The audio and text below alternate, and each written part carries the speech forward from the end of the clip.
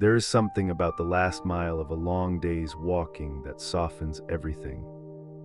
The way late afternoon light softens the edges of trees and turns the dust on a road to something almost golden.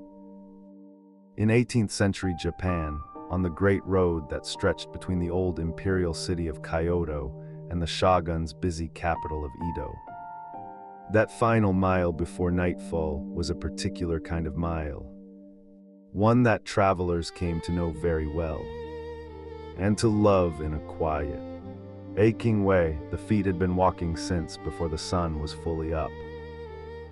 The shoulders had carried their bundle through the heat of midday and through the long, drowsy hours of early afternoon when the road shimmered and the cicadas in the cedar trees sang so loudly that conversation was impossible.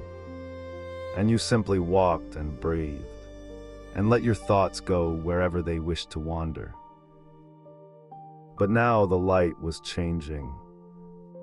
You would notice it first in the color of the sky above the hills, a softening from the hard, bright blue of afternoon into something warmer, something that held a faint suggestion of peach, of pale amber, of the particular rose gold that comes just before the sun touches the horizon.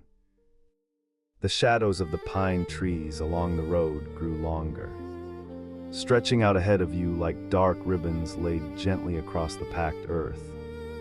And the air, which had been still and warm and heavy with the smell of dust and dry grass, began to stir just slightly. There was coolness in that stirring, the first breath of evening, carrying with it the green smell of the rice paddies that lay on either side of the road in great flat squares, the water in them catching the last of the light and holding it in small bright pieces. The road itself, the Takeido, the Eastern Sea Road, was one of the 5 great highways of that era, and it was never truly empty. Even at dusk, even as the day wound down toward its close, there were people on it, a group of merchants with their porters, the porters moving at that particular steady trot that could carry a heavy load many miles without rest, their breathing rhythmic and controlled, their sandaled feet finding the familiar rhythm of the road almost without thought. A pilgrim or two, their white robes now gray with the day's dust, their walking staffs tapping softly against the ground with each step. A government messenger moving faster than the rest, his lacquered box of documents held carefully, his face set with the particular concentration of someone who has a destination and intends to reach it. And ordinary people, farmers heading home from a market town, a woman with a bundle of cloth balanced on her head, a boy leading a horse that moved with the slow, patient dignity of an animal that has made this journey many times before. All of them, in their different ways, were watching for the same thing: the inn sign, the welcoming lamp, the first indication that the night's rest was close. The post towns along the Takeido were placed at intervals that a person could reasonably walk in a day, though reasonably was a word that meant different things to different bodies. And by late afternoon, the calculation was always the same quiet arithmetic. How far to the next town? How much light remained? How much was left in the legs? The towns themselves were not large by the standards of Edo or Kyoto, but they were purposeful, built around the needs of travelers in the way that a good tool is built around the needs of a hand. The main street of a post town was the road itself, and on either side of it the buildings pressed close, their dark wooden facades softened by the evening light, their paper lanterns beginning to glow as someone inside moved through the rooms with a taper, touching flame to wick, filling each lantern with a warm and gentle light that spilled out through the paper and fell in soft pools on the road. Imagine walking toward that light now, After a long day, the smell of wood smoke is beginning to drift from the cooking fires. Mixing with something sweeter, the smell of rice being washed and set to steam. And something savory underneath it. Miso perhaps, or the gentle richness of dashi broth beginning to warm. The sounds of the day are settling. The merchants are negotiating for rooms in voices that have grown quieter with tiredness. Somewhere a child is calling out, and a woman's voice answers, unhurried from inside a building. A cat sits on a wooden step and watches the last travelers pass with the serene indifference of a creature that has never needed to walk anywhere in particular. The inns, the hatego as they were called, line the main street of every post town, and they announced themselves with a cheerful confidence that was itself a kind of comfort. A curtain of heavy indigo cloth hung in the doorway, dyed with the inn's name or a simple crest, moving gently in the evening breeze. Above the entrance, a wooden sign, sometimes a hanging lantern of a particular color, sometimes a bundle of cedar leaves or a length of rope twisted into a welcoming shape, each inn with its own small tradition of greeting. The proprietor, or more often the proprietress, for many inns were run by women of considerable organizational skill and warm authority, will be standing near the entrance or just inside, ready to call out a welcome. The sound of it carrying into the street with a warmth that was entirely genuine. Because travelers were the life of these places, and a traveler arriving at dusk was a small and welcome piece of good fortune. The straw sandals, the waraji, were the first thing before anything else. Before the bundle was set down or the coat loosened or a word exchanged about the price of the room, the sandals came off at the entrance step. This was not merely politeness, though it was certainly that. It was also a relief so profound that it was almost physical pleasure. The waraji were woven from rice straw, flat and practical, and they had served their purpose admirably through the long miles of the day. But by evening, they had given all they had to give. The soles of the feet, freed from them, felt the cool smoothness of the wooden step, and then the even cooler smoothness of the stone threshold. And there was in that moment a kind of completion. The way a held breath is finally, gently let go. A traveler might carry a spare pair of sandals in their bundle, or they might purchase new ones at the inn, for the post towns sold all manner of things that travelers needed, and fresh sandals were among the most common. The old ones, worn down and soft with the day's miles, were simply left at the entrance, and in the morning new ones would be waiting, or the traveler would tie on the spares, and the road would begin again. But that was morning, and morning was very far away. For now, there was only the cool wooden floor of the entrance hall, and the soft sound of the inn settling into its evening. The entrance hall of a hatego was a place of gentle transition, neither quite inside nor quite outside, a space where the world of the road gave way to the world of rest. The floor was of dark polished wood, worn smooth by generations of arriving feet. Along one wall there might be a low shelf where bundles could be set down, and above it a small alcove with a spray of seasonal flowers. Just a few stems, arranged with an economy of gesture that somehow said more than abundance could. The smell of the inn was different from the smell of the road. Warmer, more enclosed, carrying the accumulated scents of many meals and many fires, and the particular clean smell of well-kept tatami. the woven rush matting that covered the floors of the inner rooms. A smell that was faintly green, faintly earthy, entirely peaceful. The inn servant, often a young woman or a young man in a neat cotton kimono, would be there to greet the arriving traveler, to take the bundle if it was offered, to lead the way through the entrance and into the inn's interior with a quiet efficiency that managed also to be welcoming.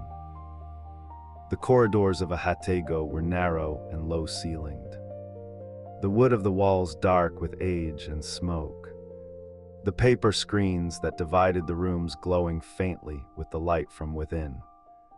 And as you walked through them, you passed through layers of sound. The murmur of other travelers already settled, the distant clatter of the kitchen, the soft sound of someone pouring water, the occasional note of a shamisen being played very softly somewhere in the building.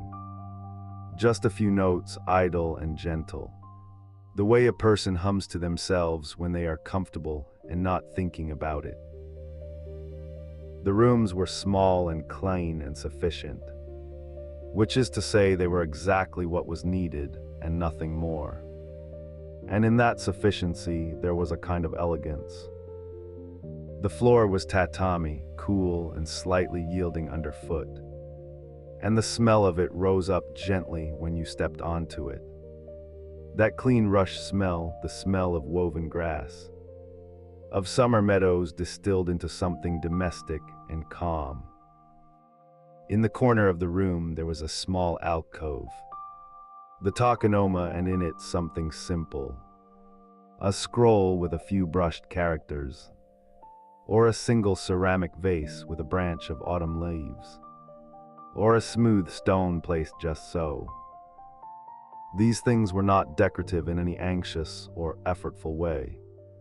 They were simply there like the light through the paper screen, like the sound of the wind in the eaves, present and quiet and asking nothing of you.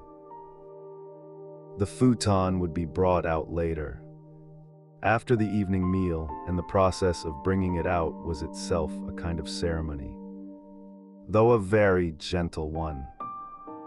The thick cotton mattress, folded and stored in the deep wooden cupboard that lined one wall, would be unfolded and laid on the tatami with a soft sound, and then the quilted coverlet on top of it, and a pillow, and the bed would be made with a care that was entirely matter of fact, the way a careful person makes any useful thing. But that was still some time away. First, there was the bath. The bath was one of the great gifts of the Japanese inn, and travelers on the Takeda knew it and valued it with a feeling that was close to reverence.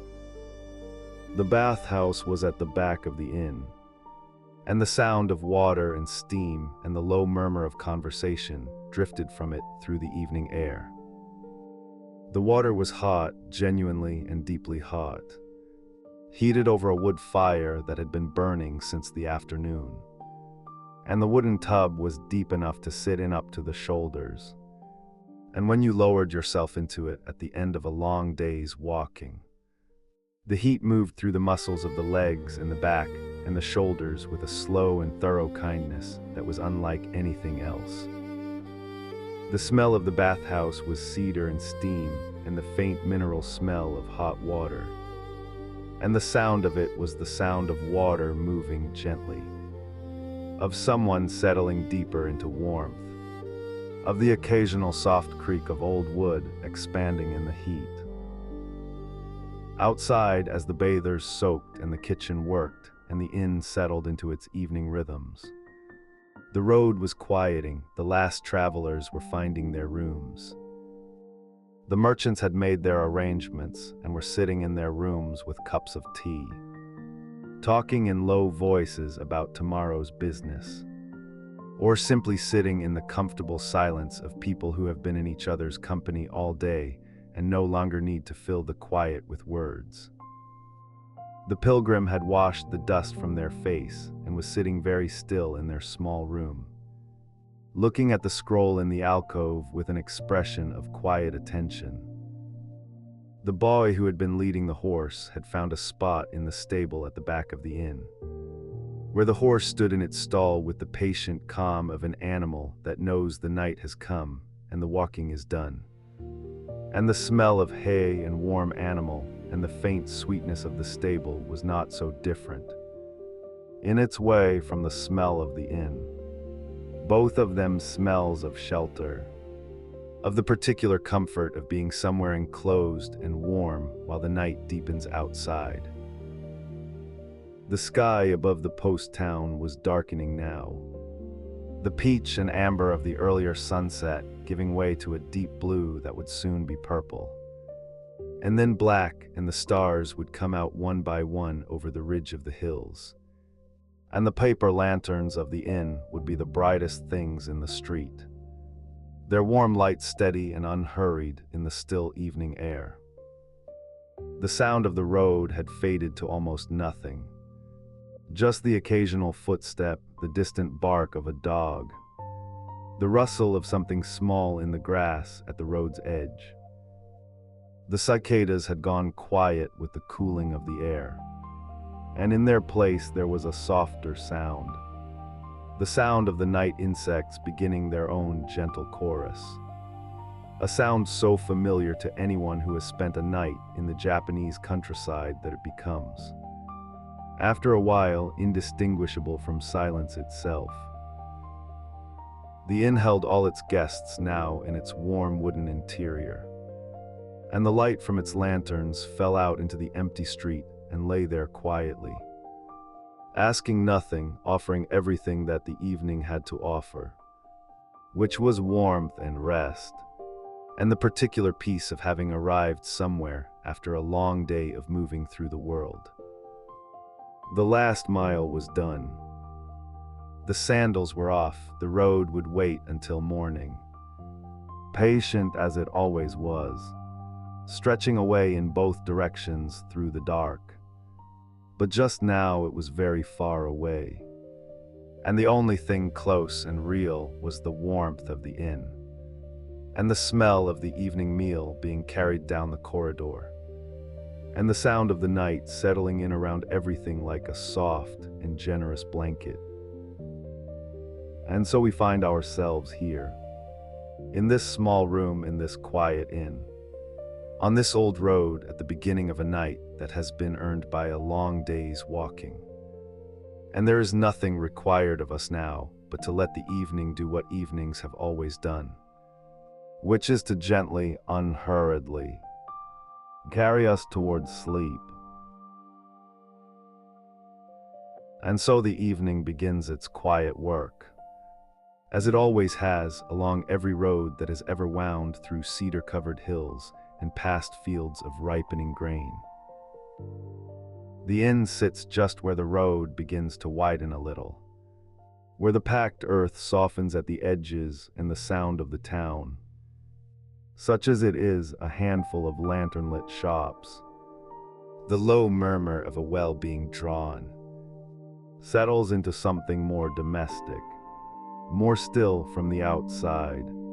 The building presents itself modestly, as most things on this road do. A low-hanging eave, its cedar shingles darkened by years of rain and morning mist. A paper lantern swaying almost imperceptibly in the faint evening air, its warm amber light pooling on the worn stone step below. A Norran curtain across the entrance, indigo-dyed cotton printed with the inn's simple mark.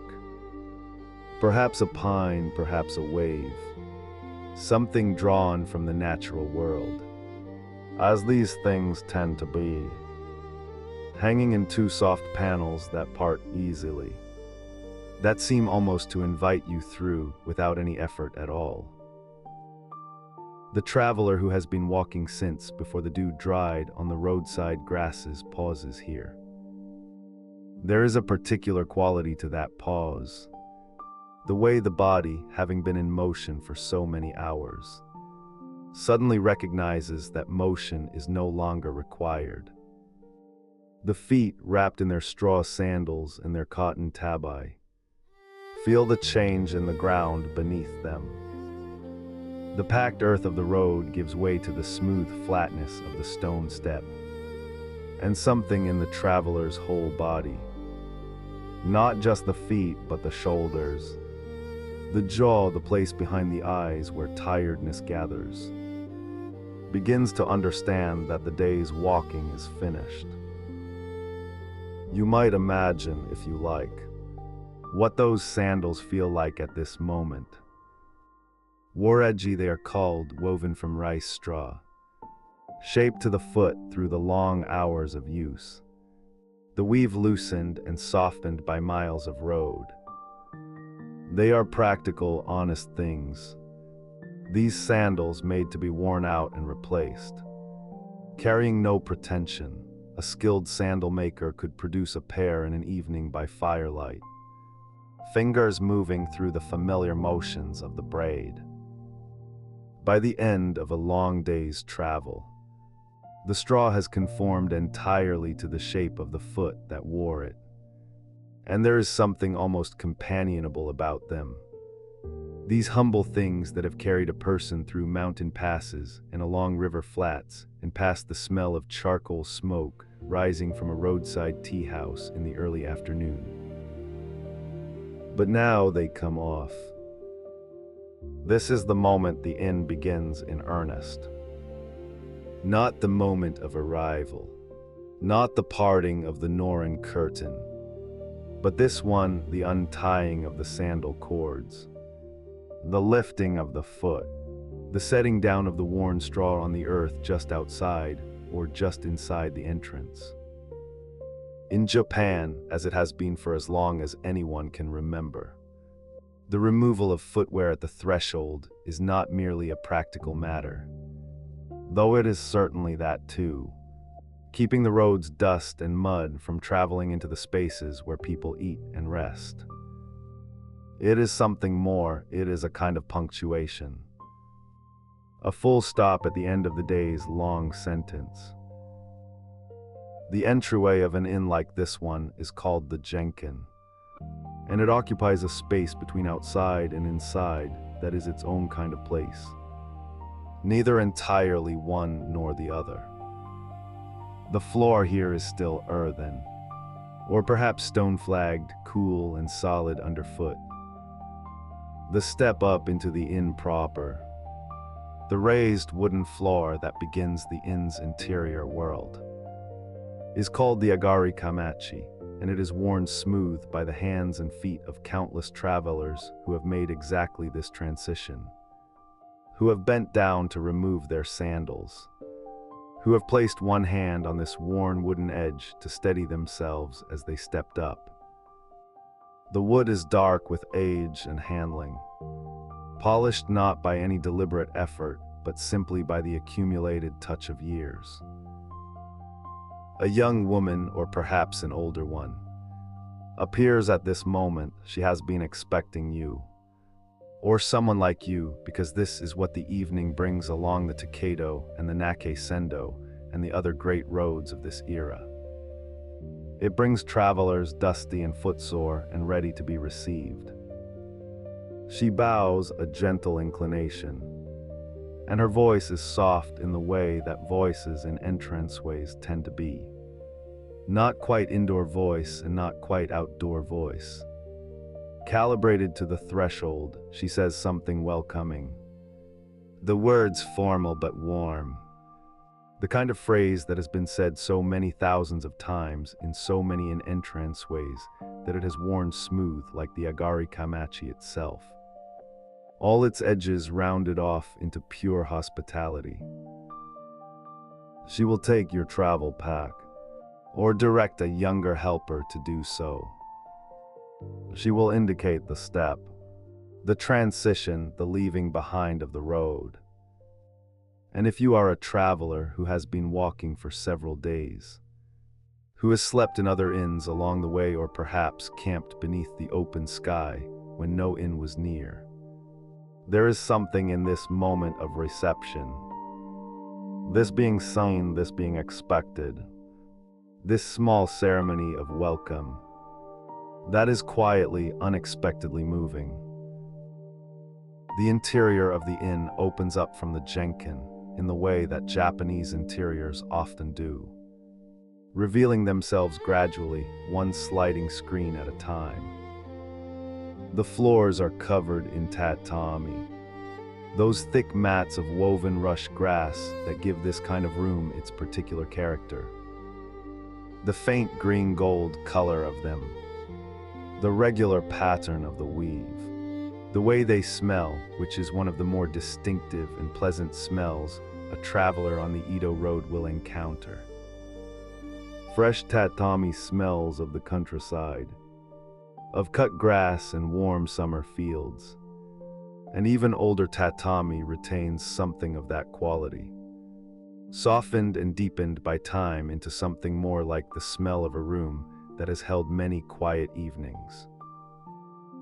The floors are cool and yielding underfoot, a sensation that after a long day in straw sandals feels genuinely luxurious. The foot, freed from its covering, sinks very slightly into the surface of the mat, and the texture of the rush weave is fine and even against bare skin. This is one of those small physical pleasures that the body receives without fanfare, without needing to be told to appreciate it. It simply does, the way the body always responds to the removal of something that has been pressing against it all day. The inn is lit by paper lanterns and by small oil lamps, and their flames steady in the still interior air. The light they cast is warm and low, golden orange, the kind of light that softens every surface it touches. Shadows pool in the corners of the room and gather in the folds of the shoji screens, those sliding panels of paper and wood that divide the inn's interior into its various rooms and corridors. When a lantern is carried past a shoji screen, the light travels through the paper in a warm diffusion, and for a moment the whole panel glows like something alive, before settling back into its quiet opacity as the lantern moves on. The sounds of the inn at this hour are layered and gentle. From somewhere deeper in the building comes the sound of water, a wooden bucket perhaps, or the soft pour of a ladle. From the kitchen, which is likely at the back of the building, where a large earthen stove holds its charcoal fire, there is the low, steady sound of something simmering, and now and then the brief hiss of something meeting a hot surface. These are not intrusive sounds. They are the sounds of a place being made ready, of care being taken, and they settle into the background the way the sound of rain on a roof settles. Noticed at first, then simply present, then finally so much a part of the moment that silence would feel strange. Other travelers have arrived before you, or will arrive after. This is the nature of an inn on a busy road. It holds many lives at once, each one briefly intersecting with the others in the shared spaces of the entrance hall. The communal bath, if the inn is prosperous enough to have one. The dining area where evening meals are served. There is a particular texture to this kind of shared, temporary community. These people who have come from different places and are going to different places, and who will almost certainly never see each other again, and yet who share, for one night, the same roof and the same tatami and the same smell of wood smoke and simmering broth. Imagine, if you will, the sound of conversation in such a place.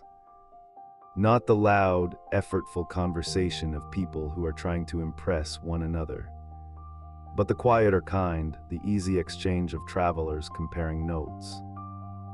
What is the road like ahead?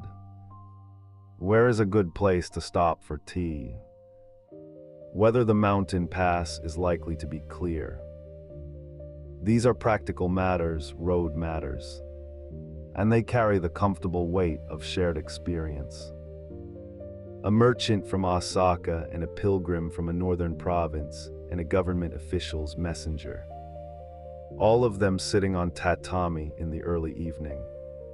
All of them with their sandals off and their feet at rest, finding in their common tiredness a kind of temporary kinship.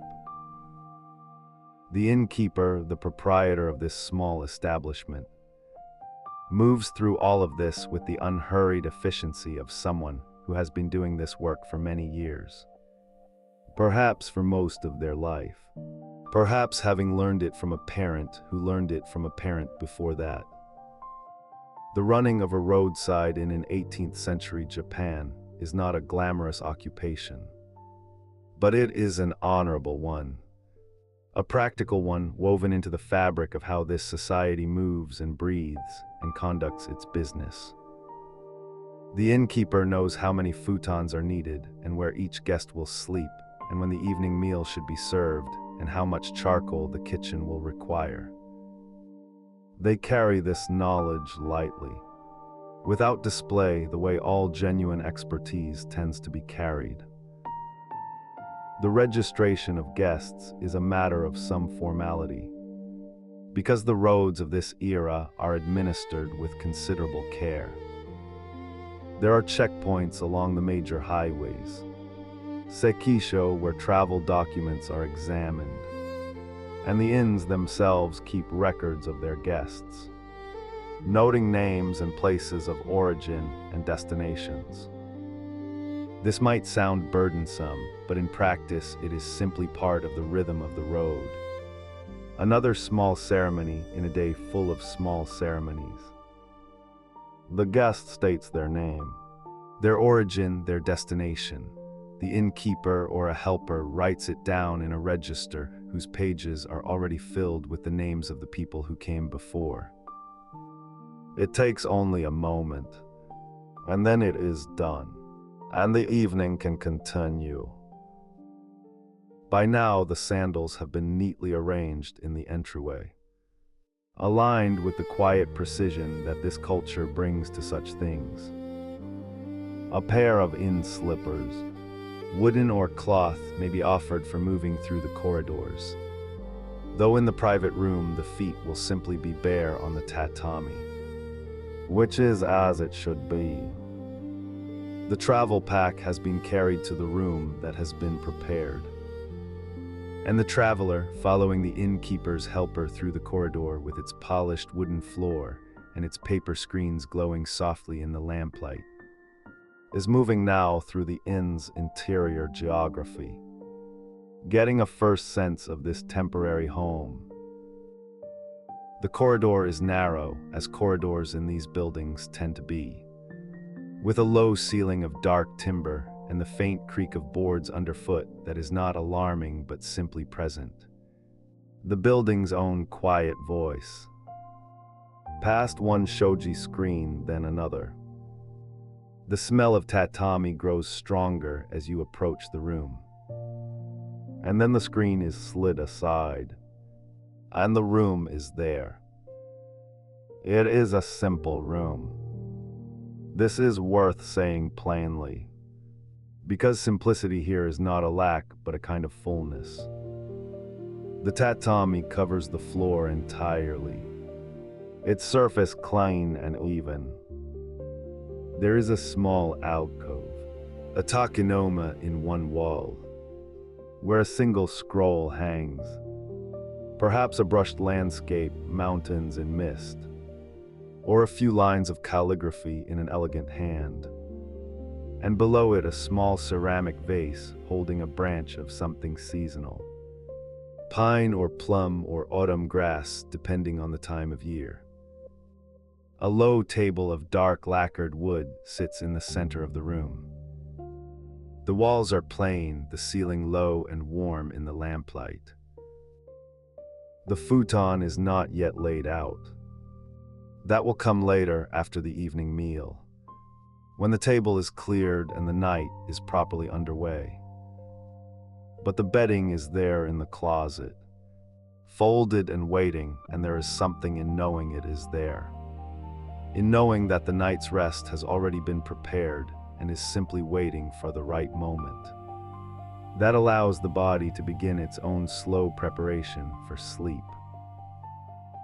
The helper sets down the travel pack, bows and withdraws, sliding the screen closed behind them with a soft, definitive sound, and for a moment, the traveler is alone in the room, standing on the tatami in bare or stockinged feet, the lamp casting its warm light across the weave of the mats, the scroll in the alcove quiet and still, the sounds of the inn, the water, the kitchen, the low voices, present but distant like sounds heard through sleep.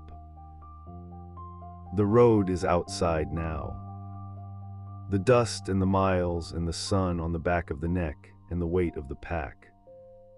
All of that is outside, on the other side of the sandals left neatly in the entryway, on the other side of the step up from the earthen floor. In here, the evening has already begun to deepen into something slower, something softer, the kind of quiet that a room holds when it has been holding travelers for many years and knows, in whatever way a room can know anything, exactly what they need.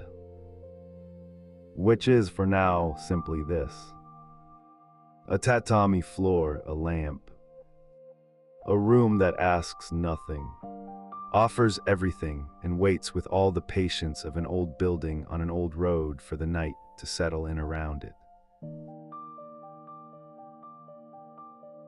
And so the inn waits, and the traveler, dusty, a little stiff in the knees, carrying the particular tiredness that only a long road can press into the body, begins to let go of the day.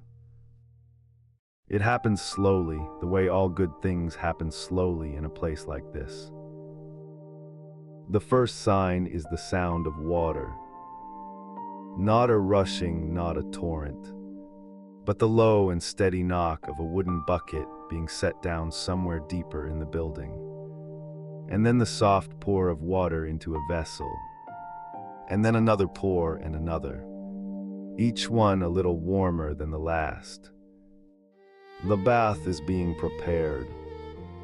It has been prepared every evening in this inn for more years than anyone now living can quite remember.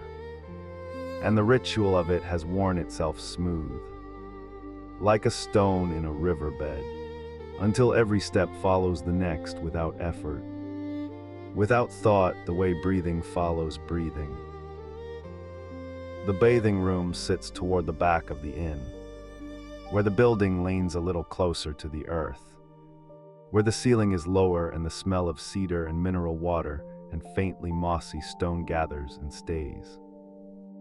The walls here are darker than in the rest of the inn, darkened by years of steam, by the slow breath of hot water rising and cooling and rising again. Season after season, if you were to press your palm flat against those planks, you would feel a warmth that is not quite the warmth of the water and not quite the warmth of the wood, but something that has come from the long accumulation of both. A warmth that belongs to the room itself now, that the room has made its own. The tub is deep and round, hewn from hinoki cypress, and the wood of it has taken on a color somewhere between honey and old amber, stained by the water and the years into something that almost glows in the low light of the single paper lantern hanging from the beam above. Hinoki has a smell, you may know it, or you may be encountering it now for the first time in your imagination. A clean, green, faintly sweet smell. Something like a forest after rain, but warmer.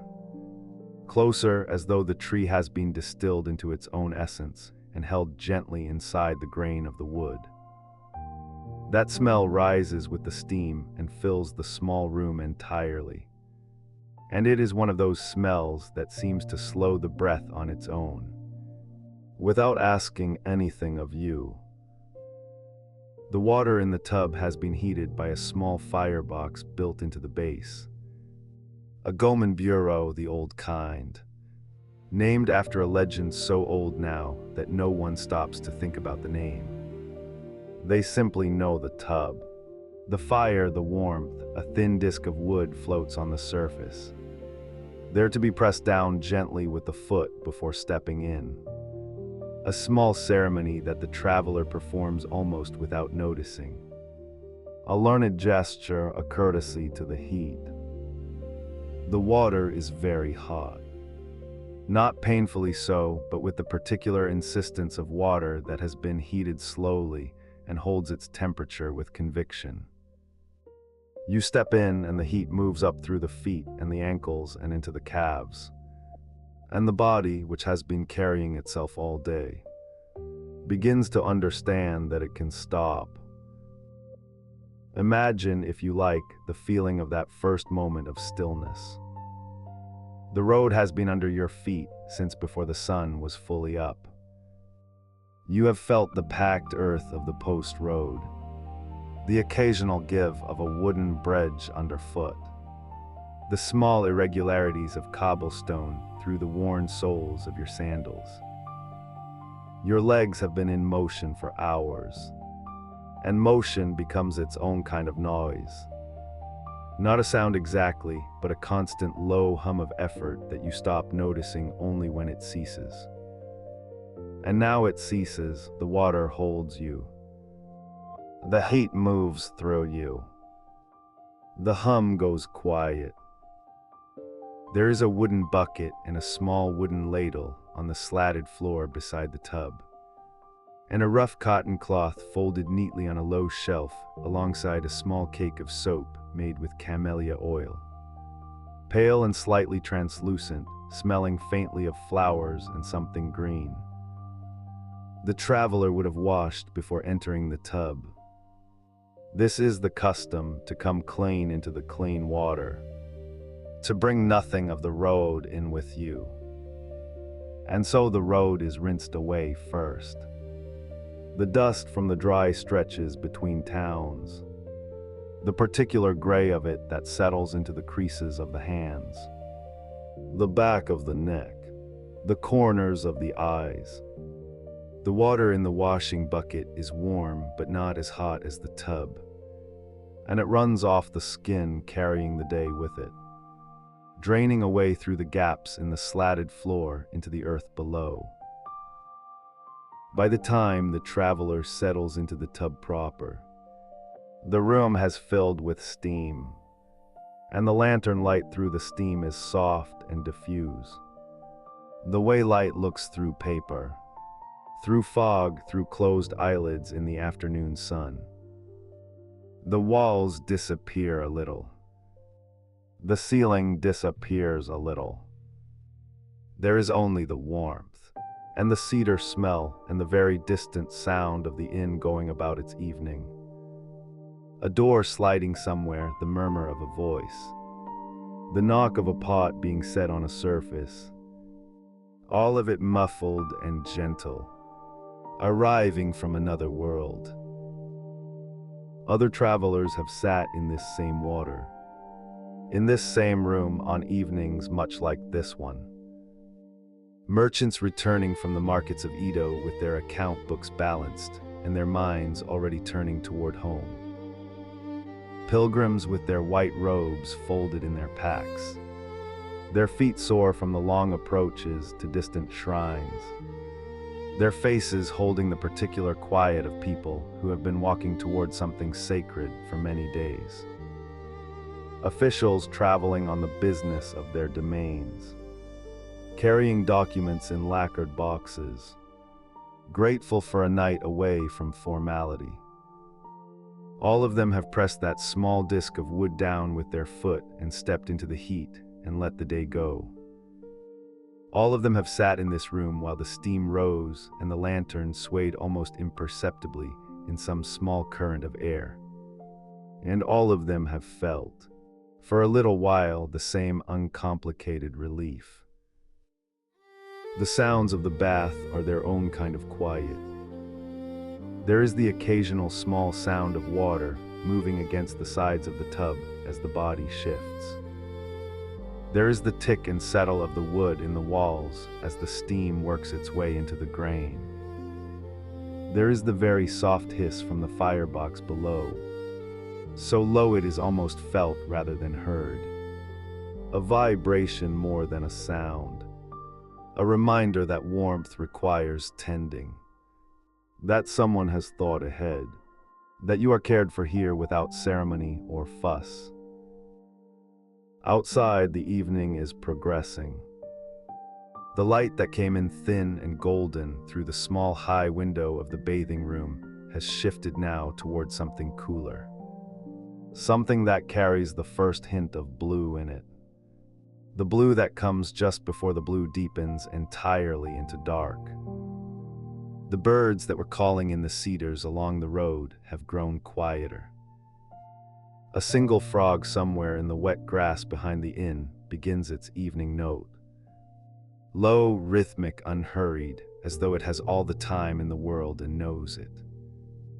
The smell of cooking has strengthened, drifting through the inn from the kitchen at the back, where the cook has been at work since the afternoon. And now the smell of dashi broth. That deep mineral ocean salt smell of kombu and bonito. Warm and savory and somehow ancient. Finds its way even here, mixing with the cedar and the steam into something that is simply the smell of evening. Of shelter, of a meal that is nearly ready. The traveler does not hurry. There is no reason to hurry. The food will wait, or it will be brought when it is ready. And either way, the evening will unfold as it is meant to unfold. Without rushing, this is one of the small gifts of the road. The way it strips away the ordinary reasons for hurrying. The way it reduces the day to its simplest necessities. So that a hot bath and the smell of broth and a dry room to sleep in become not small things but very large ones.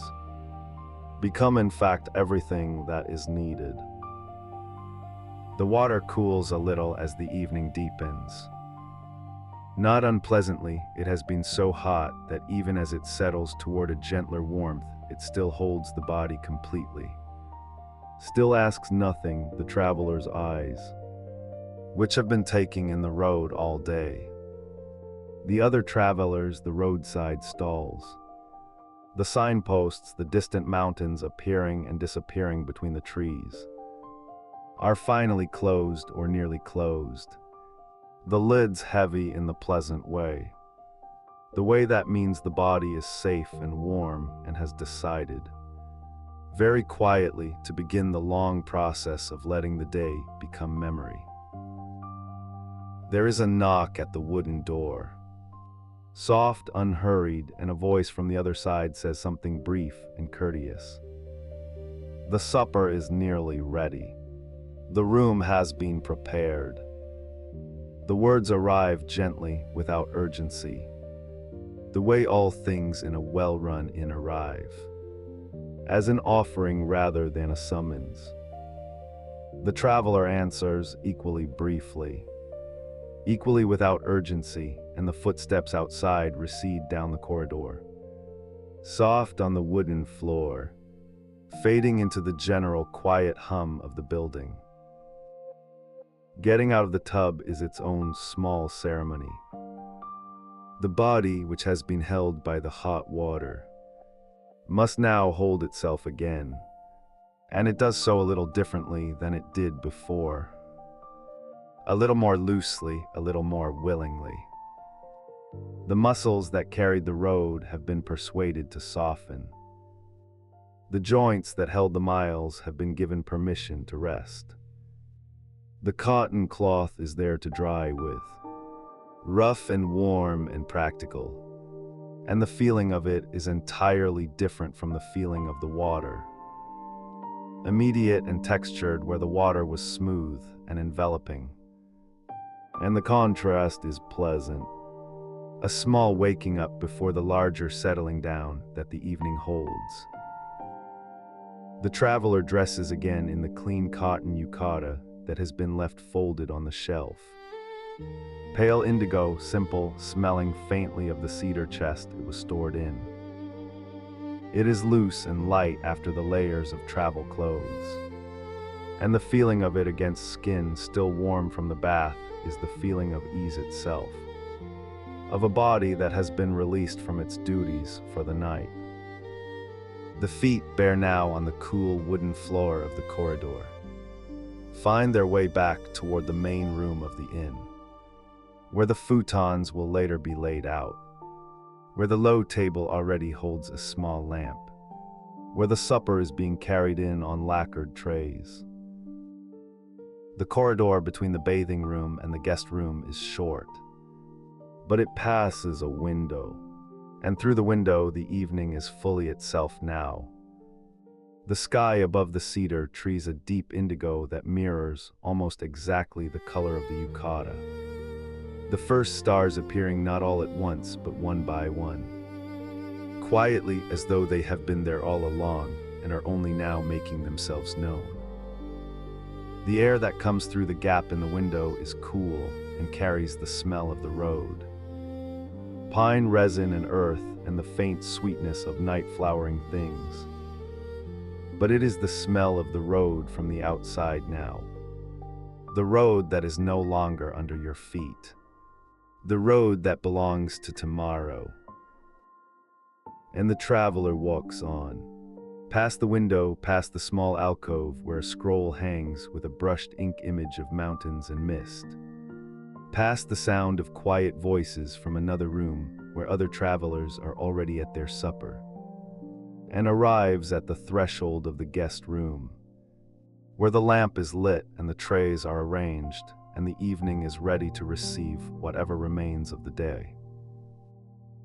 The bath is already becoming a memory. A warm one, a good one. The kind that settles into the body rather than the mind and stays there. A residue of heat and cedar, and the particular comfort of being tended to in a simple and honest way.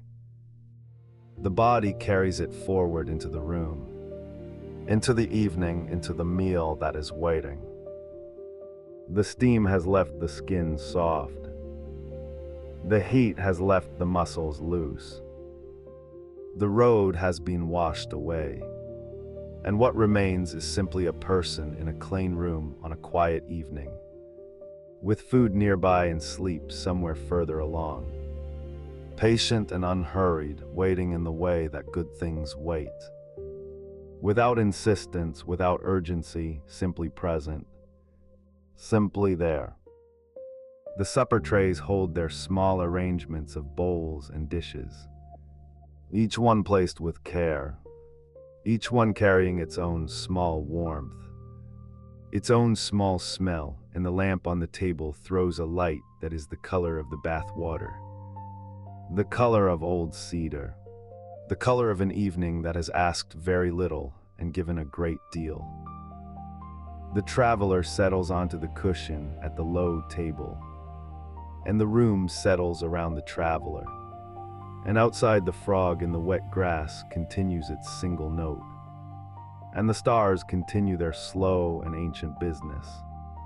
And the inn holds everything within its old walls with the same quiet and capable warmth with which it has always held the tired and the road-worn and the grateful. Gently, without fuss, as though this is simply what an evening is for. And so the evening deepens, settling into itself the way a breath settles after a long climb. The body finally understanding that it has arrived somewhere safe and still. In the room where the traveler has been shown to rest. The light is the color of old honey. Paper screens glow faintly with the last of the day outside. And then even that softens and fades. And the screens become simply warm and pale, like the inside of a lantern seen from a great distance. The inn around him is not entirely quiet. There are footsteps in the corridor, unhurried ones, and the low sound of voices carrying from somewhere deeper in the building. and somewhere the clean knock of a wooden ladle against the rim of a pot. But none of it is urgent, and none of it asks anything of him. It is simply the sound of a place that is working, steadily and without fuss on his behalf. He has set aside his straw sandals. They sit near the entrance to the room, side by side, still holding the shape of his feet from the day's long walking. The weave pressed flat at the heel and worn thin at the ball of the foot, where the road met him most insistently. They will be looked at in the morning, perhaps replaced if the inn keeps a supply. As many do, small bundles of fresh sandals, stacked near the entrance for travelers who have walked further than their footwear was prepared for.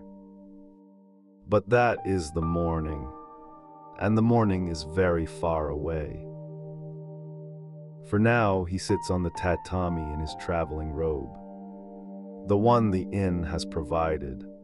Soft cotton that smells faintly of cedar from the chest it was folded in. And he rests his hands on his knees and simply breathes. The floor beneath him is firm and cool and faintly sweet-smelling, the way good rush matting always is. A smell that belongs to no other place in the world but a room like this, in a building like this, at an hour like this. And then there is a sound at the screen. A gentle knock, barely more than a brush of knuckles against the wooden frame. And a voice, soft and courteous, announcing that the meal is ready. The low table has been placed in the room while he was washing, appearing with the quiet efficiency that good inns practiced as a kind of art.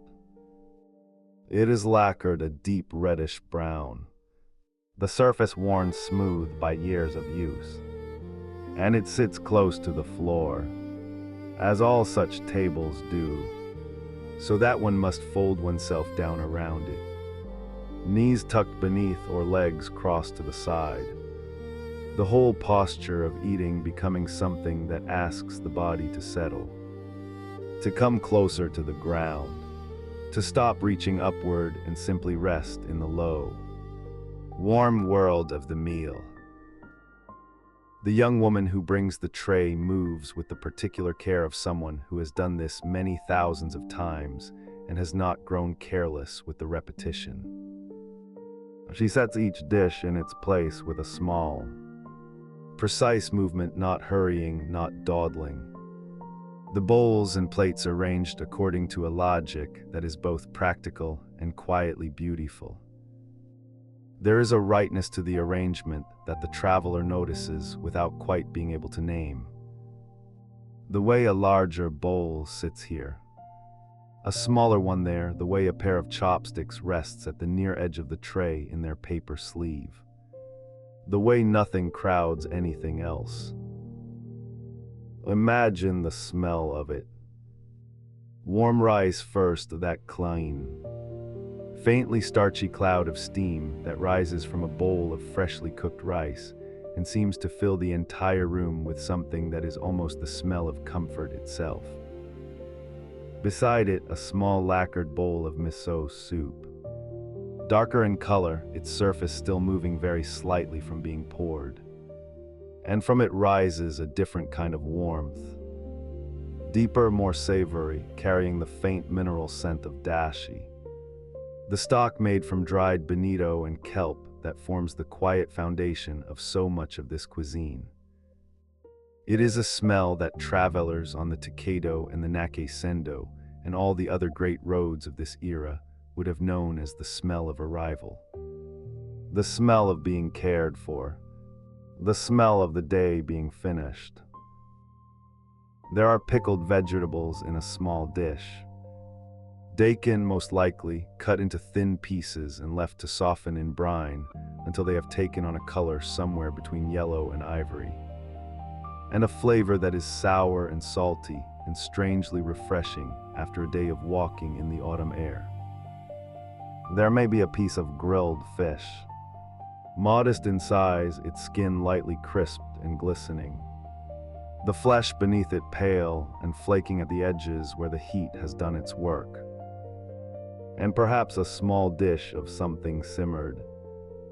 A few pieces of root vegetable, soft and yielding, cooked in a broth sweetened just slightly with mirin, so that they carry on their surfaces a faint glaze that catches the lamplight. It is not elaborate food. It is not trying to impress. This is one of the things about a meal at a roadside inn that is worth lingering over. The way it makes no grand claims for itself. The way it simply offers what it has with a kind of quiet dignity. The ingredients are local, whatever the season has provided. Whatever the region along this stretch of road has grown or fished or pickled or dried. A traveler moving along the great road between Kyoto and Edo in the middle decades of the 18th century would have eaten dozens of such meals. Each one slightly different from the last. Each one carrying the particular character of its place. The fish of the coastal stretches, the mountain vegetables of the inland passes, the particular quality of the water in each region, which changed the taste of the rice and the soup in ways that were subtle but real. He lifts the chopsticks from their sleeve and sets the sleeve aside. There is a moment before eating. A brief pause, a small breath, the lightest acknowledgement of the meal. And then he begins. The rice is very good. It has been cooked with care, each grain separate and tender. And there is something about eating rice from a bowl held in both hands. The warmth of it coming through the lacquer into the palms. That feels ancient and right, as though the body recognizes this gesture from somewhere very deep in its memory. The miso soup is drunk from the bowl rather than spooned, as is the custom, and the warmth of it moves down through the chest in a way that is almost audible. A slow spreading heat that reaches the stomach and settles there like a small, steady fire. The dashi underneath the miso's saltiness has a faint smokiness to it, a whisper of the sea, and it is the kind of flavor that does not demand attention but rewards it. The kind of flavor that becomes more itself the more quietly you approach it. Outside, the road is dark now. The travelers who were still walking as the light faded have found their inns, or their temples, or the homes of relatives along the way. The road itself has gone quiet. The dust settled, the sound of footsteps and horse hooves, and the creak of palanquins all stilled until morning.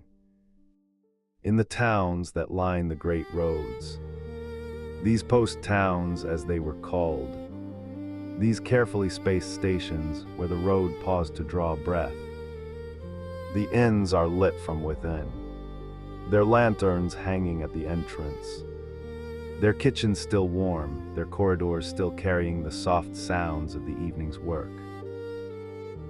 The inn where our traveler rests is one of many along this stretch, and each one is a small world unto itself.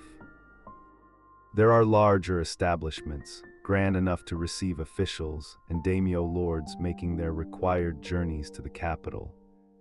Their rooms spacious and their meals more elaborate, their service more formal and their prices accordingly higher. And there are smaller, simpler places, the lower grades of inn that were known by different names and served different kinds of travelers. The pilgrims and the merchants and the ordinary people who moved along the roads of 18th century Japan in their thousands. On foot, carrying their goods and their prayers and their letters and their small personal histories from one place to another across the length of the country. What they shared in all these establishments was this moment: the low table, the warm bowl, the lamplight, the sound of the inn settling around them. Whatever the grade of the establishment, whatever the elaborateness or simplicity of the meal. There was this common thing. The road had been walked, the day had been completed, and now there was food, and warmth and a place to rest. The traveler eats without hurrying. There is no reason to hurry. The meal is not going anywhere, and neither is he, not until morning. He takes a piece of the pickled daikon and finds it cool and sharp against the warmth of the rice. And the contrast is pleasant, the way contrasts often are when they are gentle ones. He breaks a piece of the grilled fish with his chopsticks, and it comes apart along its natural lines, the flesh white and clean, and he eats it slowly, noticing the faint sweetness of the glaze that had been brushed on before grilling, noticing the way the skin is just slightly chewy at the edges. Somewhere in the inn, another traveler is eating his own meal at his own low table, in his own room, and perhaps he too is eating slowly. And perhaps he too is listening to the sounds of the building around him with something close to gratitude. On the great roads of this era, one was rarely entirely alone. The roads were busy, the inns often full, and the shared experience of travel created a kind of temporary fellowship among strangers, a recognition that passed between people who had walked the same miles and breathed the same road dust and were now resting in the same warm building. They might not speak to one another, or might exchange only the briefest of courtesies, but they shared this evening, this meal, this particular quality of tiredness and relief. The lamp in the room burns steadily. It is an Andan lamp, a simple paper-sided lantern on a low stand, and its light is warm and slightly amber, the kind of light that makes everything in a room look softer and older and more at rest. By this light, the lacquer of the table glows. By this light, the steam from the soup is visible as a slow, pale curl rising and dispersing. By this light, the tatami has a texture that seems more present than it does in daylight, each strand of rush casting its own small shadow, the whole surface of the floor becoming a kind of quiet landscape. He finishes the soup, he finishes the rice, lifting the bowl to his lips for the last few grains in the way that is both practical and somehow ceremonial. The way of eating that wastes nothing and asks nothing to be different from what it is. The pickles are finished, the fish is finished. The simmered vegetables have been eaten slowly, one piece at a time, and they were very good. Soft and sweet, and carrying in their flavor the particular quality of having been cooked with patience, which is a flavor one can actually taste. Or so it seems, in the way that care sometimes makes itself known through the things it has touched. He sets his chopsticks down across the empty bowl. There is a satisfaction in this that is very simple and very complete. Not the satisfaction of a grand feast, not the satisfaction of something exceptional, but the satisfaction of having been fed well and simply, of the body having received what it needed after a long day of work. It is one of the quieter pleasures available to a person.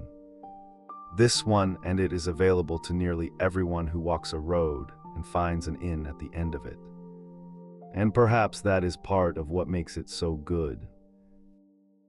The young woman will return in a little while to clear the table, moving with the same unhurried care with which she brought the meal, lifting the bowls and dishes back onto the tray with small, precise gestures, leaving the room as orderly as she found it.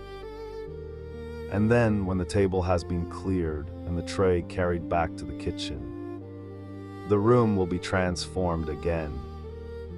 The table moved aside, the futon brought out and unrolled. The sleeping place prepared with the same quiet attention that has attended every part of this evening. But that is still a little while away. For now, the traveler sits at the low table in the lamplight with his empty bowls before him. And the warmth of the meal is spreading through him in the way that warmth does when it has been genuinely needed, moving outward from the center of the body into the arms and the legs and the hands. And the tiredness that was sharp and insistent an hour ago has softened into something much more comfortable. Something that is simply the body's honest accounting of a day well spent. The sounds of the inn are quieter now. The kitchen sounds have settled. The footsteps in the corridor have grown less frequent. The other travelers in their rooms are finishing their own meals. And the building is drawing inward, the way all buildings do as the night deepens, becoming more itself, more still, more given over to the slow work of rest. Outside, the road lies dark and empty under a sky that may be clear, or maybe carrying a thin veil of cloud through which the stars show only faintly, soft and diffused like lamplight seen through paper. The mountains, if there are mountains, are shapes against the darkness. The river, if there is a river nearby, moves in the dark with its own quiet sound. And the inn holds its warmth, and its light and its travelers, and waits gently for the moment when the last lamp is turned down and the last voice goes quiet and the whole long day finally, softly comes to rest.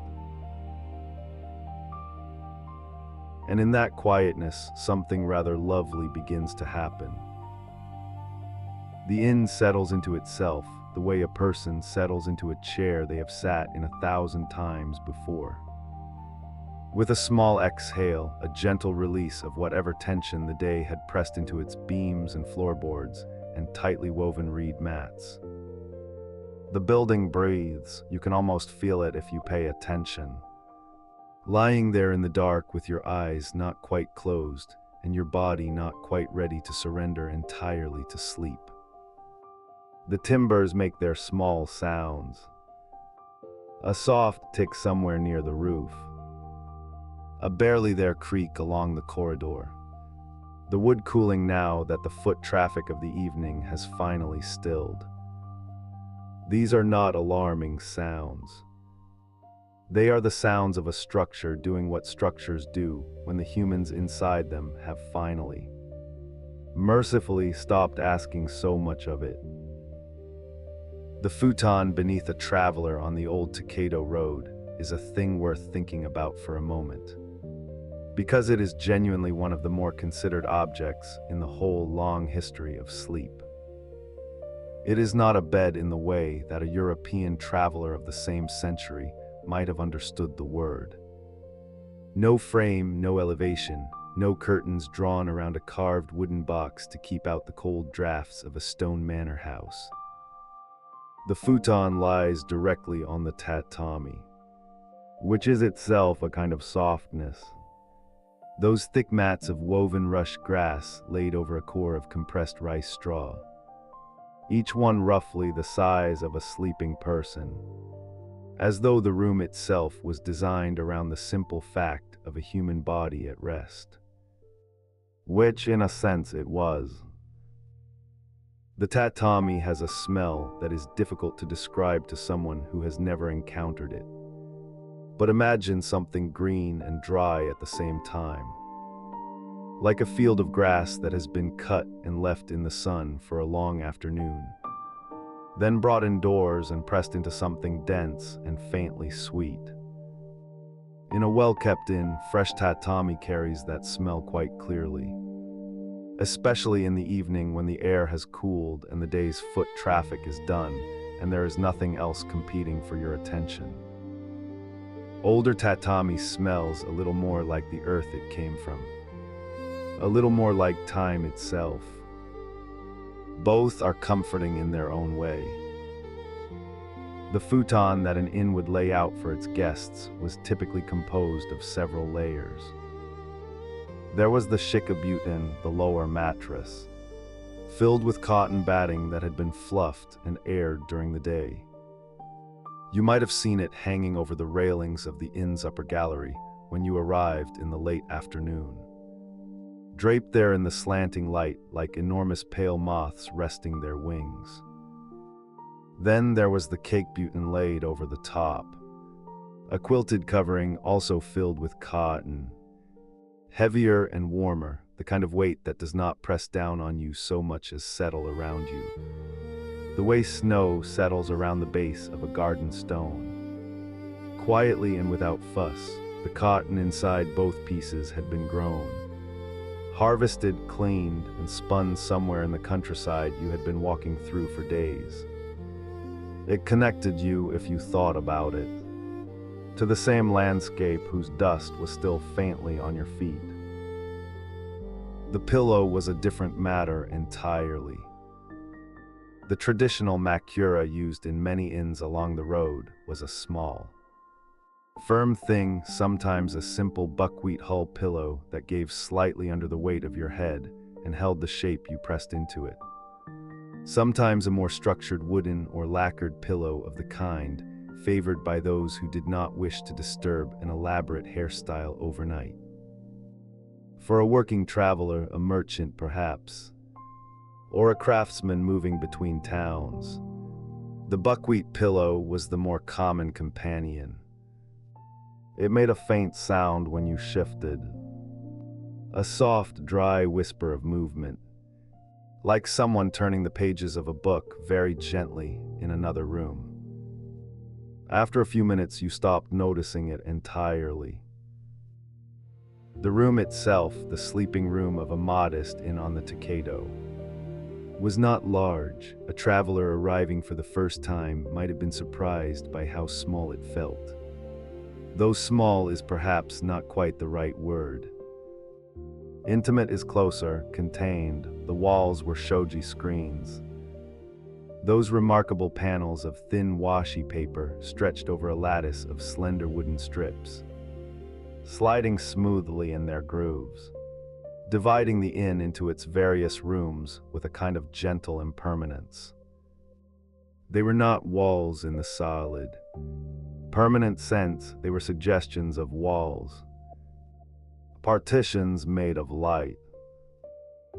During the day, washi paper screens let in a diffused, even glow, not the direct brightness of open windows, but something softer, like the light inside a paper lantern, distributed evenly across the room without harsh shadows. At night, with the lamps extinguished, the screens held only the faintest memory of light, a kind of pale luminosity borrowed from whatever moonlight or starlight was available outside, filtered and softened until it was barely there at all, just enough to make the darkness of the room feel gentle rather than absolute. And through those screens, sound traveled as easily as light. This is perhaps the most distinctive thing about sleeping in a traditional inn. The thing that a traveler from another culture might have found most surprising, most disorienting at first, and then, with time, with the right kind of attention, most strangely companionable. You were never entirely alone in the acoustic world of the inn. The shoji screens kept the rooms visually separate, preserved a sense of privacy that was real and understood and respected by all parties. But sound moved through the paper and the lattice as though the walls were simply not there. From the room next door, you might hear the soft sound of another traveler arranging themselves on their futon. A rustle of cotton, the small adjustment of a pillow, a quiet exhale from somewhere further along the corridor. Perhaps the sound of someone pouring water from a ceramic vessel into a cup. A thin liquid sound in the dark. These were not intrusive sounds. They were simply the sounds of other people doing what you yourself were doing. Settling, breathing, letting go of the day. There was something in it, if you allowed yourself to feel it. That was rather like the comfort of sleeping in a house where you know other people are sleeping nearby. The sense that you are not the only one. That the night is a shared thing. That other warm bodies are arranged in the darkness around you, each one finding their own way toward rest. The inn's staff, the young women who had brought the evening meal and laid out the futons with such practiced, unhurried efficiency, had long since retired to their own quarters in the deeper interior of the building. The proprietor, the innkeeper whose family had perhaps run this particular establishment for 2 or 3 generations, sleeping in the knowledge that the accounts were more or less settled and the guests were more or less comfortable, and the morning would bring its own requirements soon enough. For now, though, the night. Outside, the Takeda itself lay empty. The road that during the day had been a constant movement of people. Pilgrims in white, merchants with laden pack horses.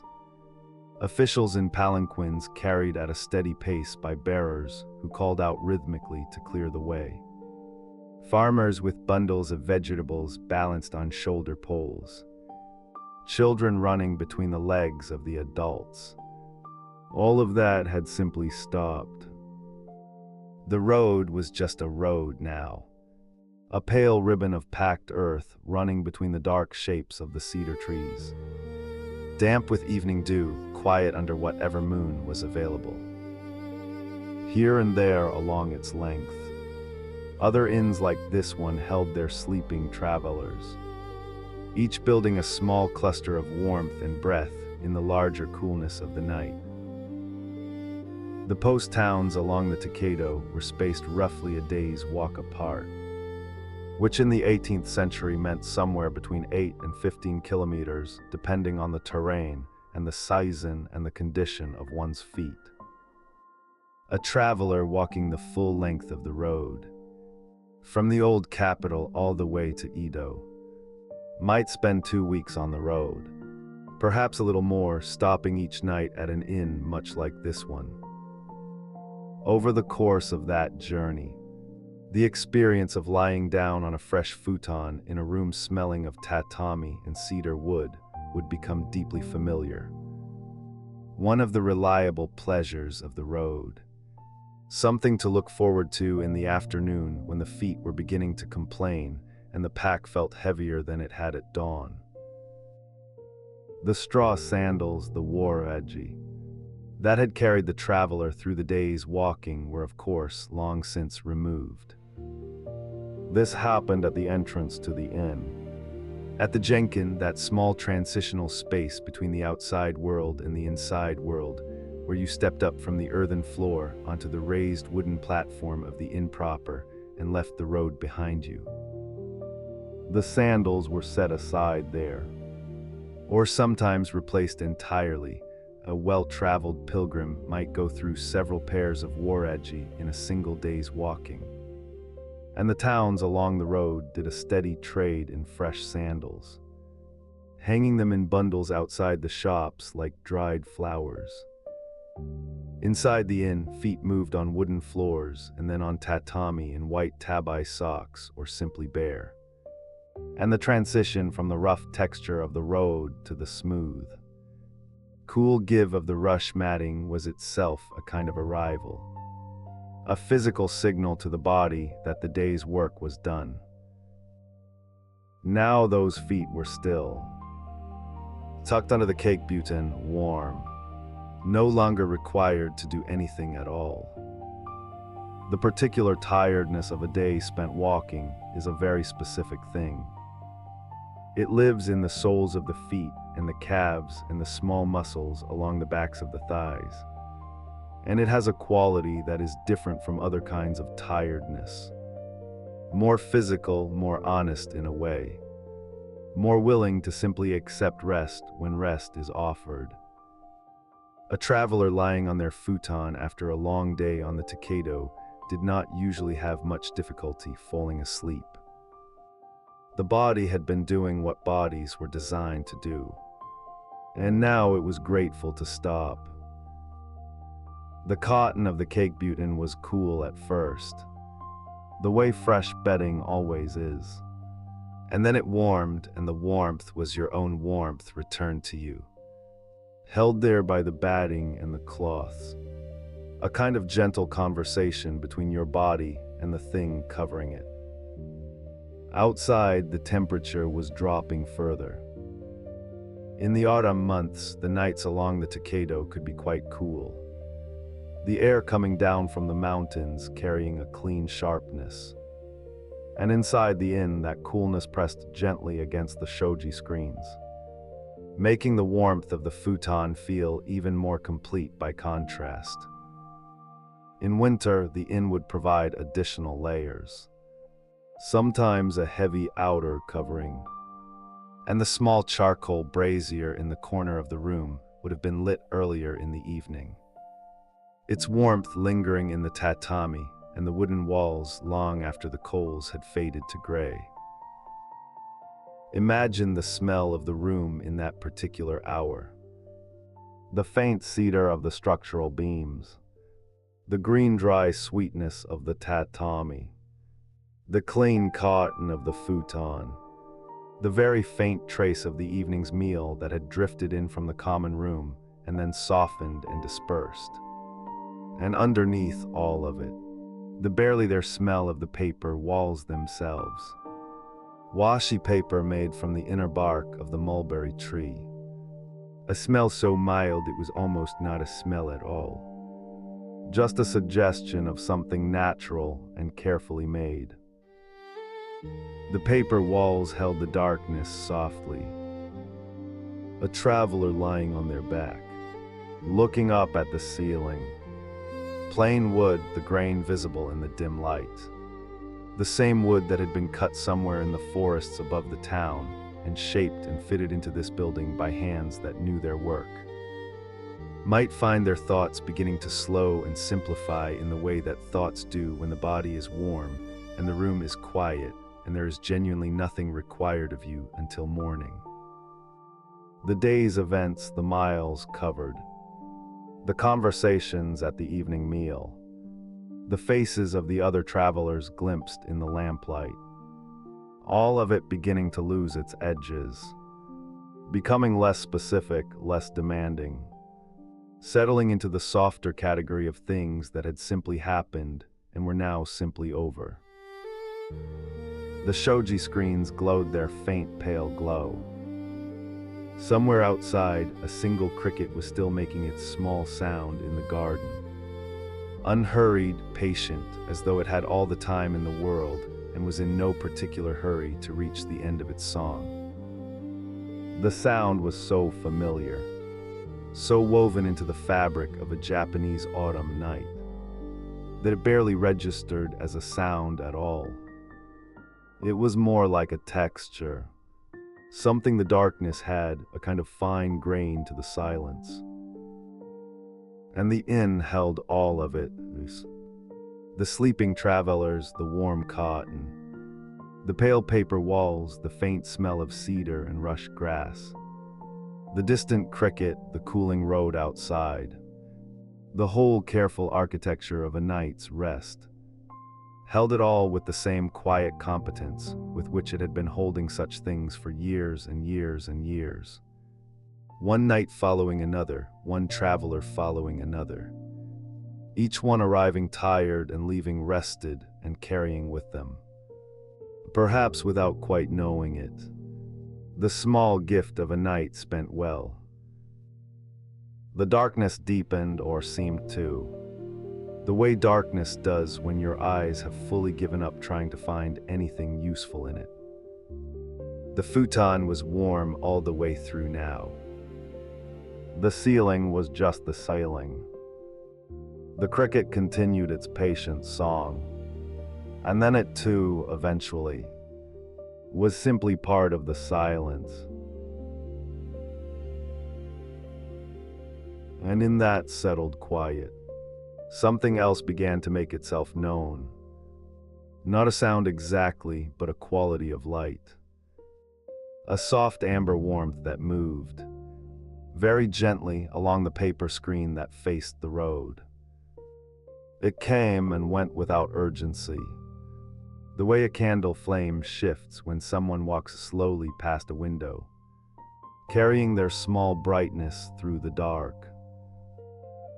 Outside, the road was still alive in its own unhurried way. This was the nature of the great highway. It did not truly sleep. Not all at once, not all the way through. It rested in layers the way a deep river rests. The surface might grow still and glassy, but somewhere beneath there was always a quiet current moving. The lanterns were part of that current. They hung at intervals along the eaves of the inn. Paper and bamboo, each one holding a modest flame that breathed and wavered with the night air. The innkeeper or one of the young men who worked there had lit them at dusk, going from one to the next with a long taper, touching fire to wick with the practiced ease of someone who had done this same thing perhaps 1,000 evenings in a row. The lanterns bore the inn's name in brushed characters, dark ink on pale paper, and when the flame caught inside them, that name seemed to glow from within, warm and legible to anyone still moving on the road below. Imagine standing just outside for a moment, bare feet on the cool, packed earth of the road, looking back at the inn. The lanterns would have made it look like something from a painting. That amber glow against the deep blue of a late summer night. The paper screens lit softly from within. The silhouette of a pine tree at the corner of the property standing very still. There would have been the smell of pine resin and something faintly smoky from the kitchen, still trailing into the air hours after the evening meal had ended. The smell of cooked rice, of charcoal, of the particular clean dustiness of the road itself. And then you would have seen the other lights. Down the road in both directions, other inns had done the same. Other lanterns hung, other flames breathed. The road between them was dark in the way that old roads are dark. Not the absolute darkness of deep forest or open sea, but a textured darkness full of shapes your eyes slowly learn to read. The pale strip of the road itself, worn smooth by years of sandaled feet and the occasional cartwheel. The darker mass of a hedgerow, the faint gleam of a drainage channel running alongside.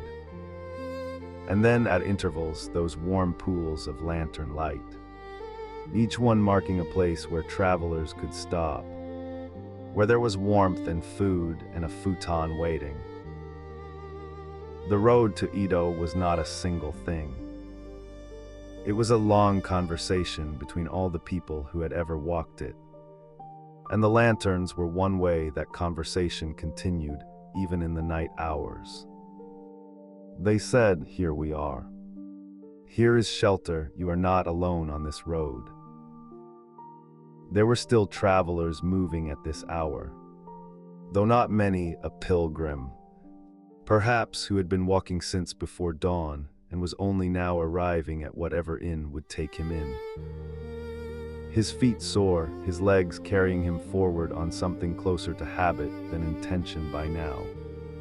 His eyes lifting with quiet gratitude toward the nearest lantern. A merchant's hired porter, lean and steady, who carried goods through the night because the roads were cooler then and the load felt lighter in the dark hours. A courier moving at a faster pace than the others, his footsteps purposeful on the packed earth, carrying something folded and sealed that needed to reach the city by morning. These were the night walkers of the Edo Road, and they moved through the lantern light and back into darkness with the ease of people accustomed to the rhythm of it. They did not rush, they did not linger. They passed through the amber circles of light the way fish pass through patches of sunlit water.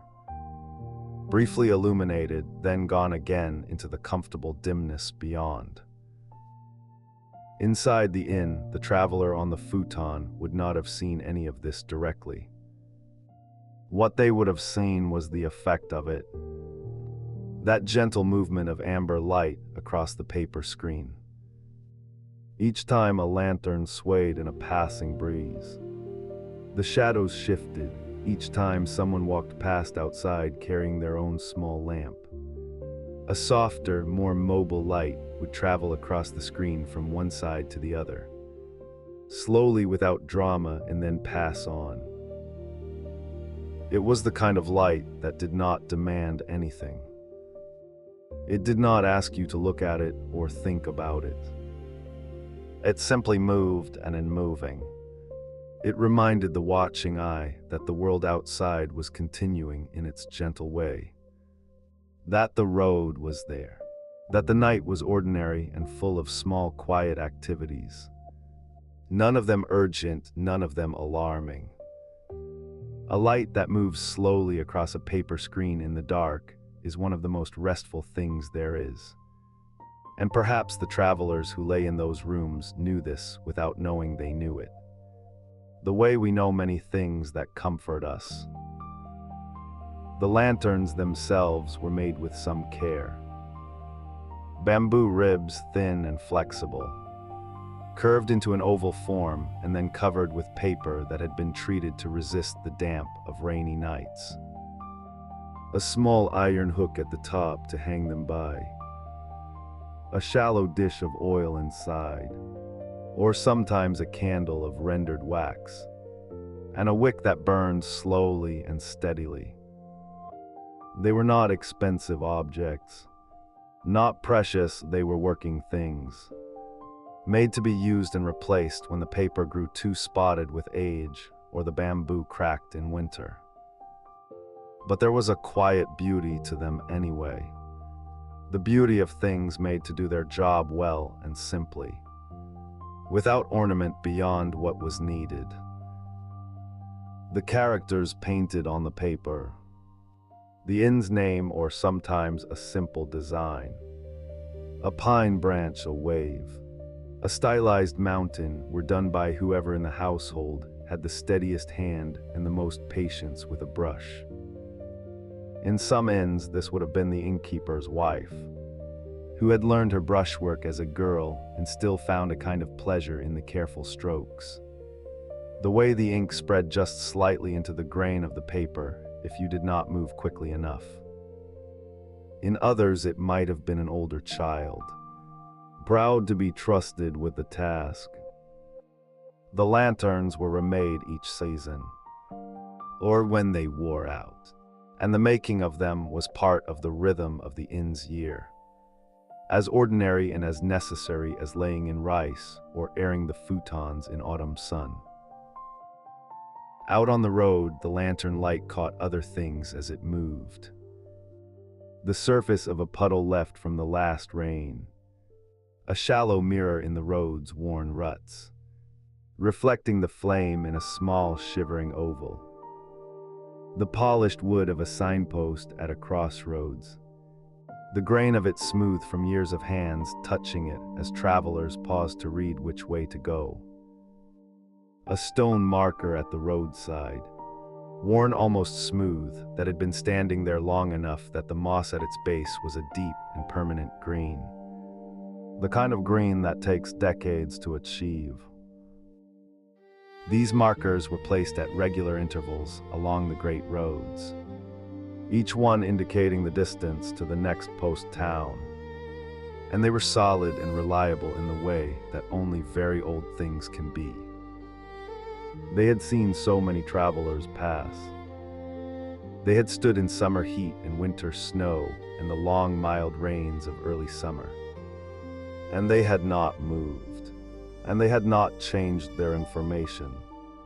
And this was a kind of faithfulness that the road depended on.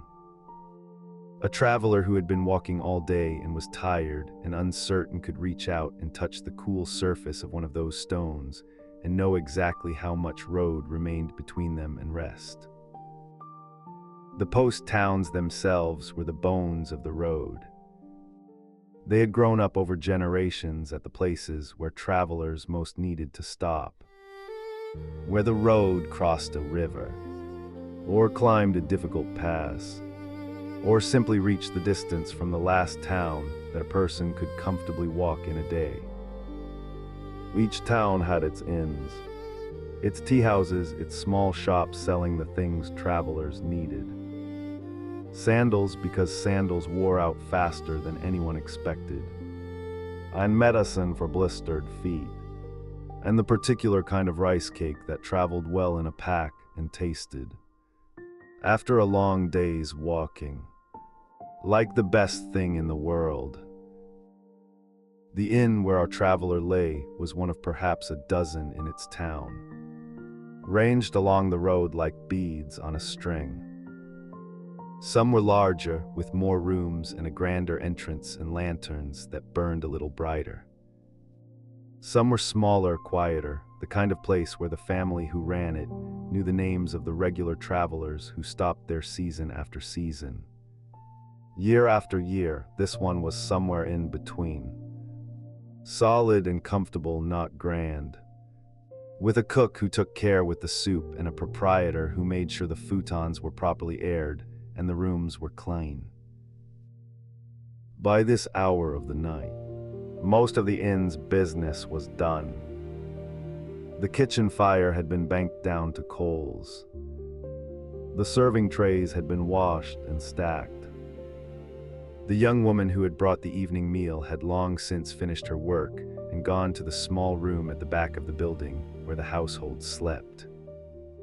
The proprietor had made his last round of the rooms, checking that the lanterns in the corridors were burning safely, that no one had left anything near a flame, that all was well and settled. He would have moved through the inn quietly, in soft-soled slippers, carrying a small lamp of his own, pausing at each corridor junction to listen. The sound of snoring from behind one screen. A deep, regular sound, the sound of someone who had walked a long way and had no trouble at all finding sleep. The sound of nothing from another room, which was its own kind of reassurance. The creak of the building settling in the cooler night air. A sound he had heard so many thousands of times that it was simply the voice of the building. Familiar and unthreatening as an old friend's cough. Outside, the road lanterns would burn until the oil was gone, or until the first gray light of dawn made them unnecessary. No one would come out to tend them in the night hours.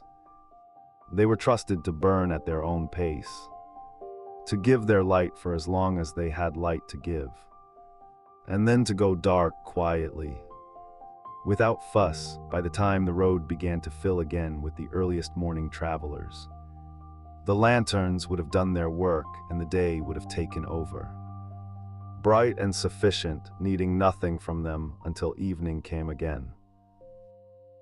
There is something very gentle in the idea of a lantern that burns through the night without anyone watching it. It does not know it is being useful. It does not know that a tired traveler, arriving late and uncertain, looked up and saw its light and felt something ease in their chest. Some small knot of worry about whether they had left it too late, whether there would be room, whether the road had gone on longer than they had strength for. The lantern simply burned, and the burning was enough.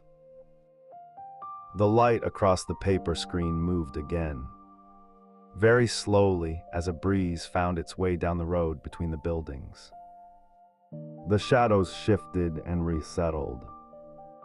A moth drawn to the warmth outside, touched the lantern paper once with a sound like the softest possible tap, and then was gone.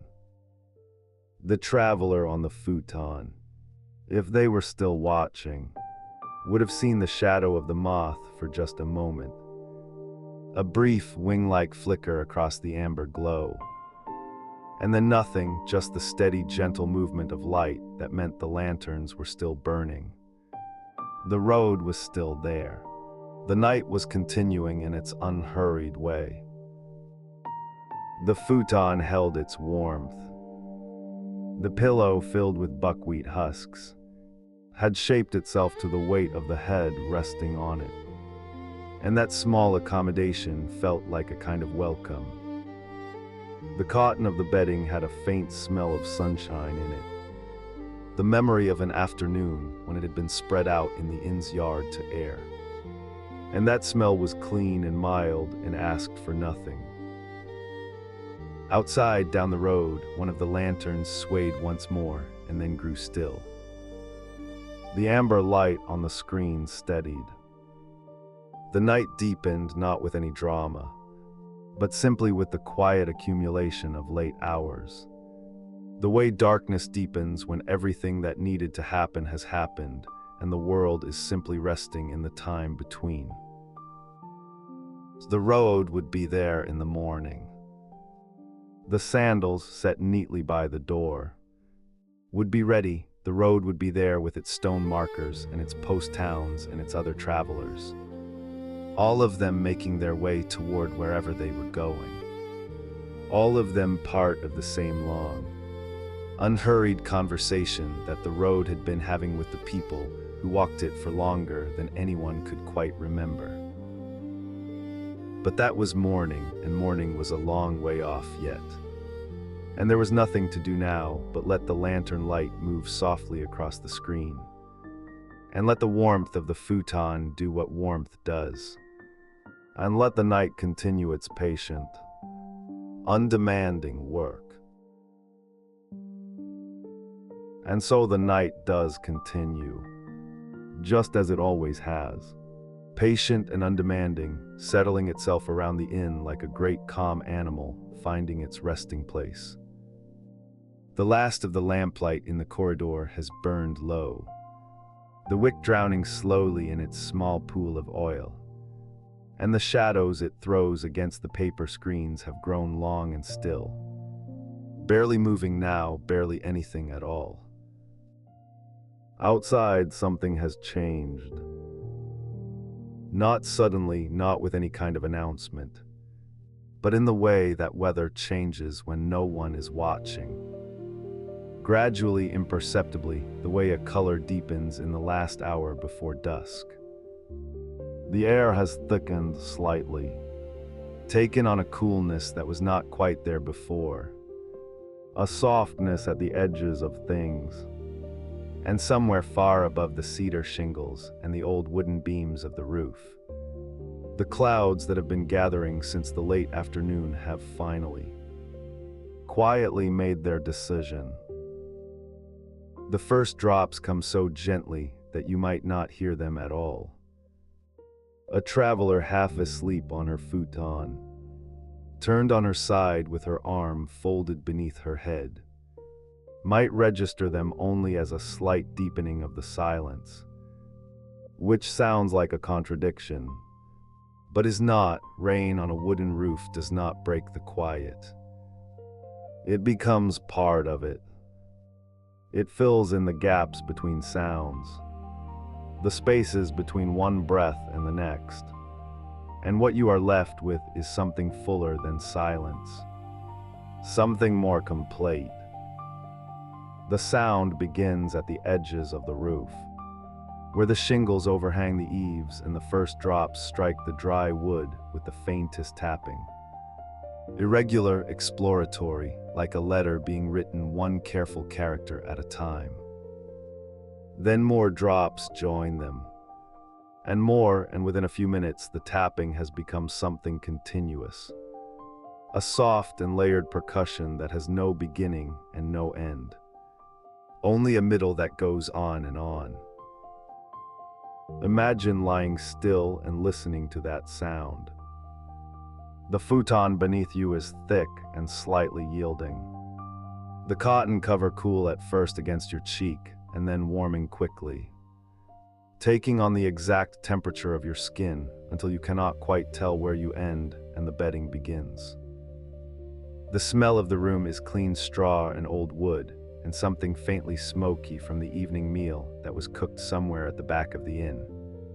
A ghost of miso and charcoal and cedar that has settled into the walls over years and years of travelers passing through. And above all of that, the rain. The innkeeper, a woman of perhaps 50 with gray beginning to show at her temples and hands that have carried more trays and more buckets than she could ever count, has been awake since the first drops fell. Not from worry, there is nothing to worry about tonight. The roof is sound, the gutters are clear. She checked them herself only last week, but from a kind of old habit. The habit of a person whose life is bound to this building and who listens to it the way a mother listens to a sleeping house. Not anxiously, but with a steady, attentive love. She sits for a moment in the small room at the back that is entirely her own. A room so modest that a traveler passing its closed door would never guess it was there. And she listens to the rain finding its rhythm on the roof above her. She has heard this sound so many times that it has become a kind of companion. Something she knows as well as she knows the creak of the third step on the staircase or the particular way the wind sounds when it comes from the north. Each season brings its own kind of rain. Summer rain is warm and heavy and smells of green things. Autumn rain is quieter, more considered, and carries a coolness in it that speaks of what is coming. This rain, falling now in the middle of the night, has the quality of autumn rain. Unhurried, thorough, content to continue for as long as it needs to. She wraps her outer robe a little more closely around her shoulders and sits a while longer. And the rain keeps her company. In the main sleeping room, the travelers are arranged on their futons in the particular stillness of people who are deeply, genuinely asleep, a merchant from the western provinces, who arrived at the inn in the late afternoon with sore feet and a pack that seemed to weigh more than he did, has turned onto his back and is breathing with the long, slow regularity of a man who has surrendered entirely to sleep. His sandals, those worn straw sandals that have carried him so many miles along the hard-packed earth of the road, are set neatly at the edge of the room, and they have dried now in the warm air of the inn.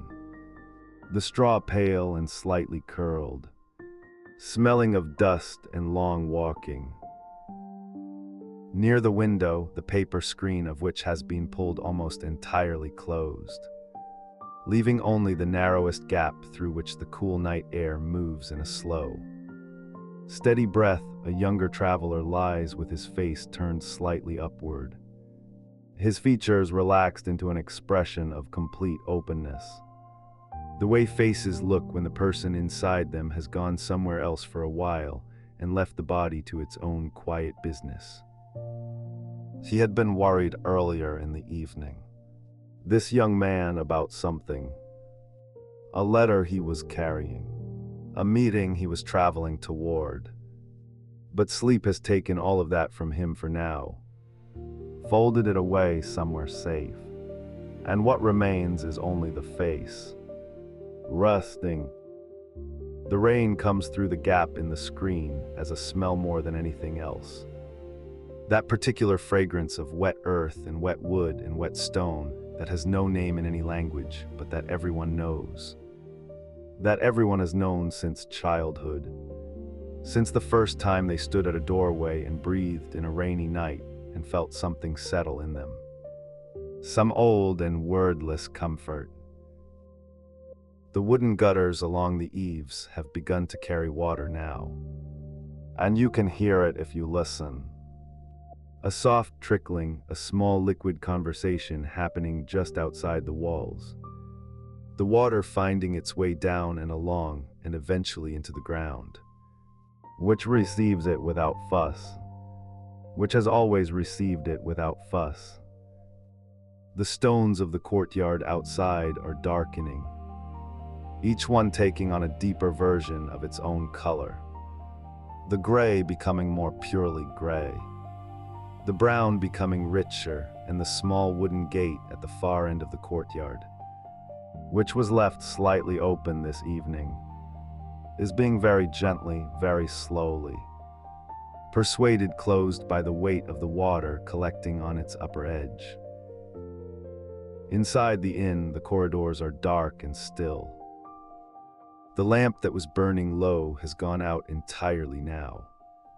The wick finally exhausted, and the darkness is complete and soft. The kind of darkness that has texture to it, that you could almost touch. A mouse moves somewhere in the walls. A small and purposeful sound that is over almost before it begins. And then there is only the rain again, filling everything. The futons in the sleeping room hold their warmth with great patience. This is one of the things that futons do best. They do not rush their warmth.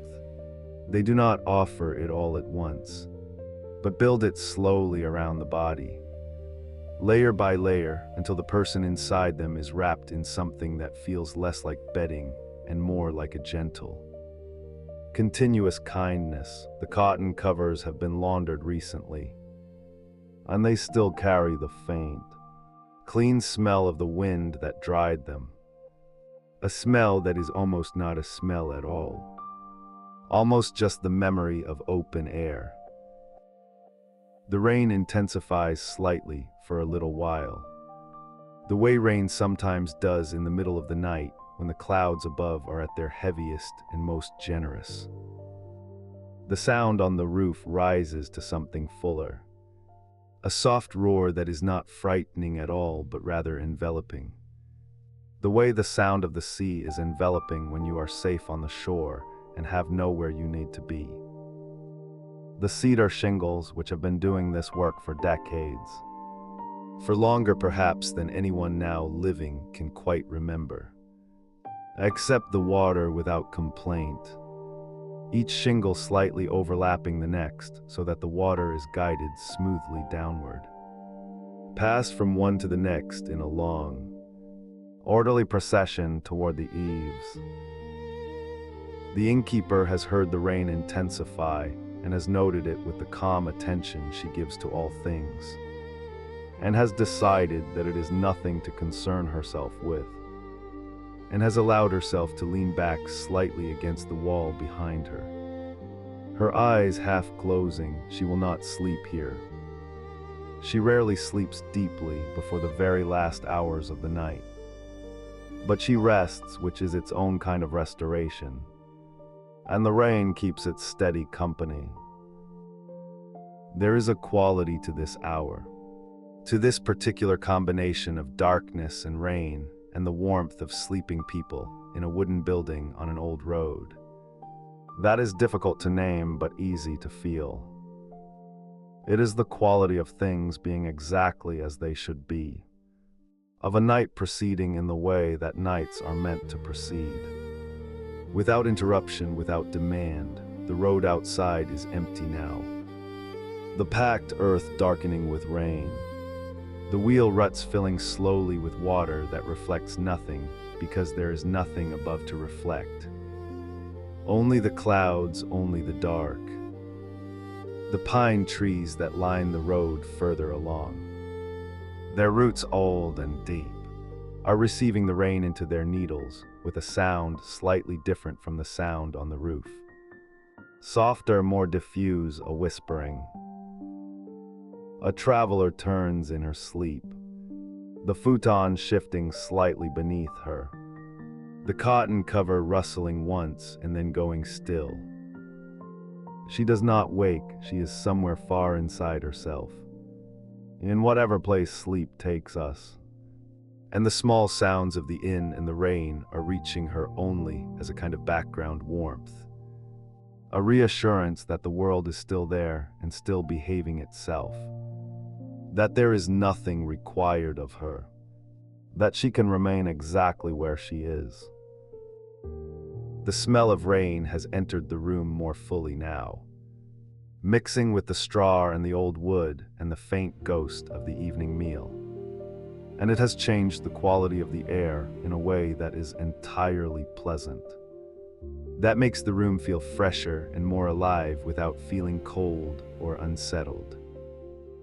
Rain does this, it cleans the air of the small accumulations of the day. The dust and the smoke and the warmth of bodies and the particular heaviness that comes from many hours of ordinary living. And what is left is something lighter, something that the lungs take in with a kind of quiet gratitude. The wooden beams of the roof creak once, very softly as they have been creaking for years in response to the weight and movement of rain and wind. A sound so familiar to this building that it seems less like a creak and more like a sigh. The inn settling more deeply into itself. Adjusting, finding its rest. Old buildings do this. They speak in small voices that are not distress, but simply the language of wood and age and weather. A conversation that has been going on for so long that it has become a kind of silence in itself. The rain begins very gradually, to ease not all at once, not with any sense of conclusion, but in the way that rain eases when it has done what it came to do. Slowly, the heaviest drops becoming lighter, the continuous sound on the roof thinning slightly, opening up so that you can begin to hear the individual drops again, the way you could at the very beginning, before they joined into that soft and layered whole. The gutters continue their trickling for a while longer, carrying the last of the water down and away, and the smell of wet earth lingers in the air. Will linger until morning, will be the first thing the travelers breathe when they wake, and will remind them, before they are even fully conscious, that it rained in the night. The mouse in the walls has gone quiet. The lamp is long out. The futons hold their warmth. In the small room at the back, the innkeeper's eyes have closed entirely, and her breathing has slowed, and she has found, without quite intending to, a light and peaceful sleep, her hands resting open in her lap, her face carrying the same expression of complete rest that the young traveler's face carries in the sleeping room. That expression of having laid something down for a while, of having given the weight of the day back to the night, which receives it without fuss, which has always received it without fuss. The rain is barely a sound now, only the occasional drop finding its way from a leaf or a beam to the ground below, each one distinct and soft, a small and final punctuation. The road outside is dark and wet and empty, and the pine trees are still, and the inn sits among them as it has always sat, warm and wooden and full of sleeping people, each one carried somewhere safe by the slow current of the night. And the smell of rain remains in the air, clean and cool and faintly sweet, drifting through the narrow gap in the paper screen, settling over the futons and the sleeping forms and the worn straw sandals and the folded traveling clothes, over everything that has been set aside for the night, everything that is resting, everything that is, for now, entirely still. The last drop falls somewhere on the roof, too soft to hear, and the clouds begin, very slowly, to thin. somewhere in that thinning dark, before the clouds have fully parted, before the first birds have decided whether the morning is worth announcing, the inn begins to breathe again. It is not a sudden thing. It never is on the old road. The change from night to almost morning happens the way ink spreads in water, gradually without a clear beginning, until the darkness is simply a little less dark than it was, and the shapes of things return to themselves one by one. The ridge of the roof, the corner of the gate, the stone lantern at the entrance, whose flame has long since gone to sleep. Inside, the kitchen is the first room to wake. It wakes because someone has to wake it, and that someone is usually a young woman named, perhaps Tama or Sato, or some other name that sounds like a small smooth thing. And she rises without ceremony from her mat in the back room, folds her quilted jacket around herself against the chill, and pads in bare feet across the wooden floor to where the hearth is waiting. The coals from the night before are still alive under their gray coat of ash, barely the way a sleeping person is still present even when they make no sound. She kneels and breathes on them, gently, and they glow orange in the dark.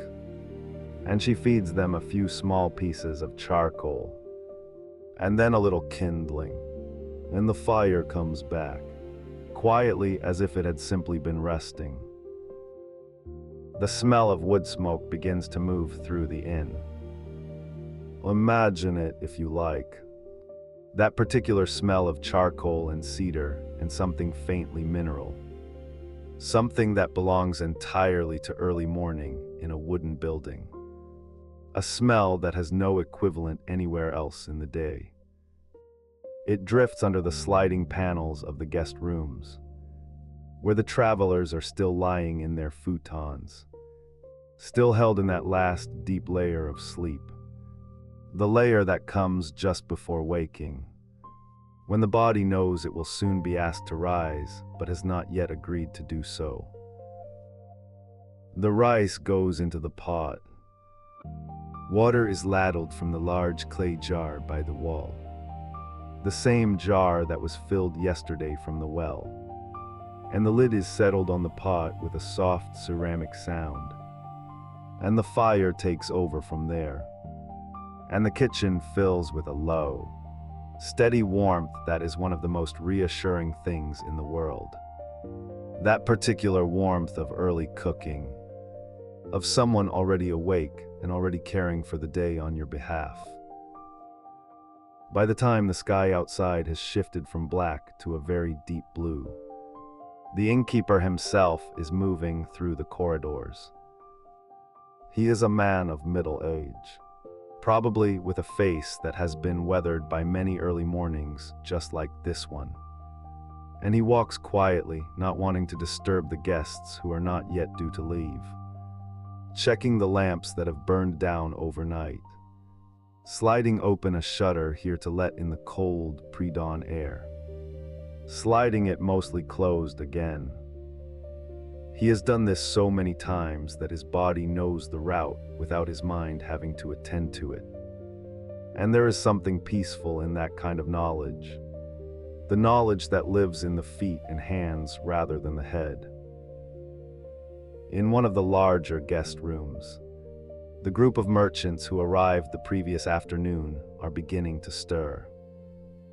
One of them, the eldest, is already sitting upright in his futon, not quite awake and not quite asleep, in that pleasant middle state where the mind drifts without urgency. He can hear the kitchen sounds. He can smell the rice beginning to cook. He pulls his futon up a little higher around his shoulders and watches the pale rectangle of the paper window, waiting for the light to deepen, in no particular hurry because there is something about this moment, Warm inside, cold outside, the day not yet begun. That a person wants to hold for just a little longer. The futons themselves deserve a moment of appreciation, because they are one of the genuine pleasures of a night at a good inn on the Edo Road. They are thick and well padded, filled with cotton that has been beaten and aired, and the covers are indigo-dyed cotton, cool and smooth against the skin. And when you have been walking for days on roads of packed earth and stone, and your legs have carried you up and over mountain passes and along river valleys and through the dust of summer or the mud of autumn, the sensation of lying flat and warm and still is something close to extraordinary. The body accepts it with a kind of quiet gratitude that is almost audible. Now, in the room nearest the gate, a younger traveler is already folding his futon. He is efficient about it, practiced the way people become practiced at things they do every day. And he stacks it neatly against the wall and takes his traveling jacket from the peg and shakes it once to settle the fabric. And then he sits and begins the process of preparing his feet for the road. This takes a little time. He has spare straw sandals in his pack. The ones he arrived in are worn nearly through, the soles thinned by the miles, and he takes out the new pair and works them in his hands for a moment, bending the straw to soften it, because new sandals worn straight from the pack can raise blisters on the heel before the first rye is done. And a blister on a long road is a small misery that accumulates with every step. He knows this, he takes his time. Outside, the first birds have made their decision. A single one begins somewhere in the tree beyond the gate. A tentative sound, 2 notes repeated, as if testing whether the morning is ready.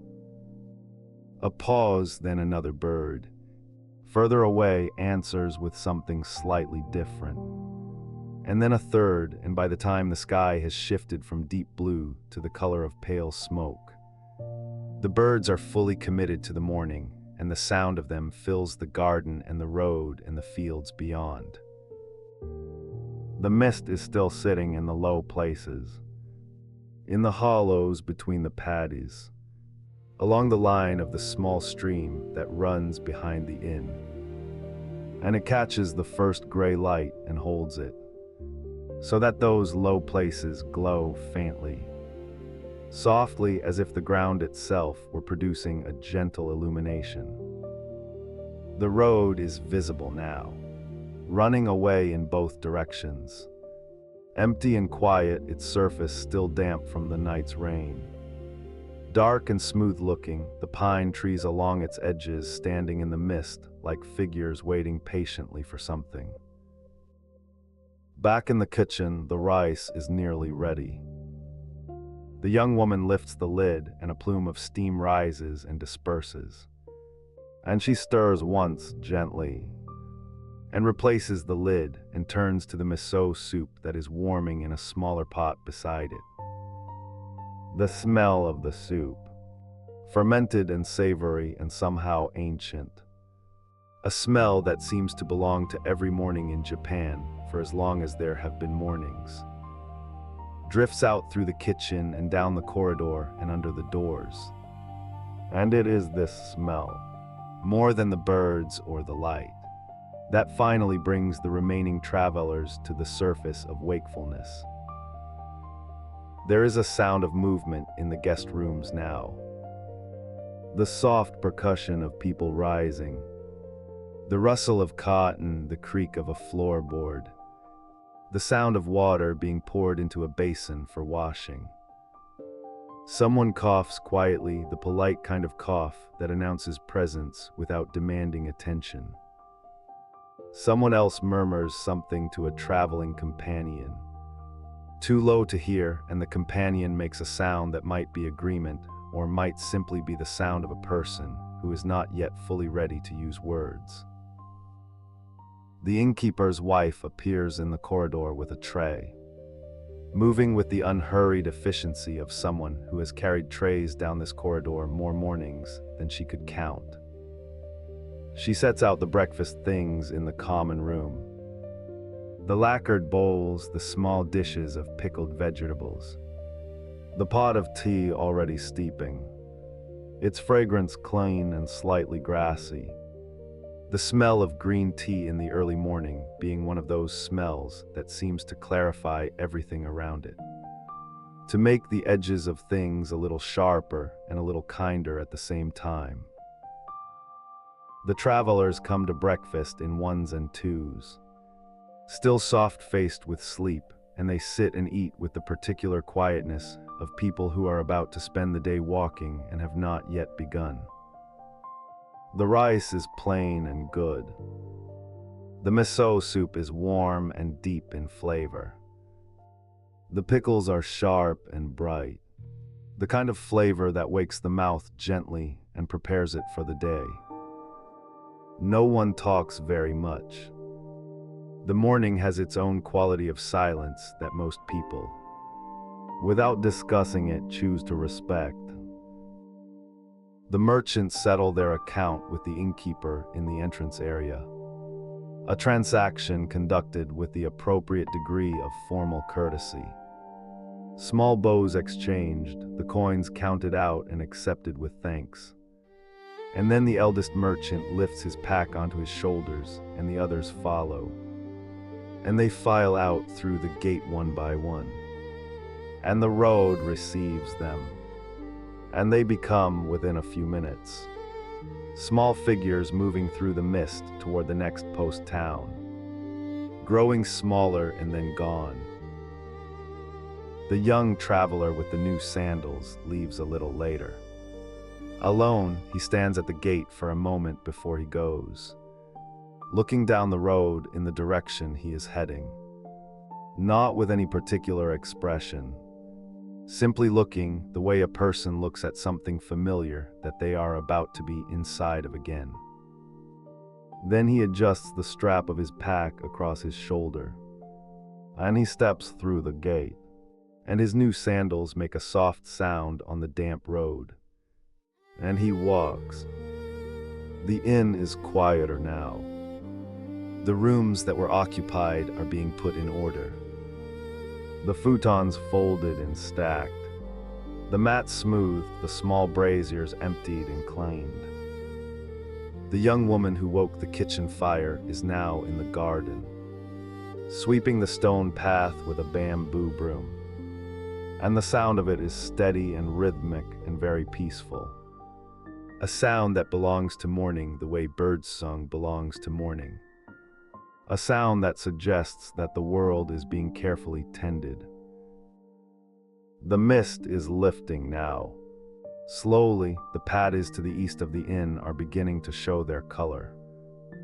That particular green of rice in water. A green so saturated it seems to produce its own light.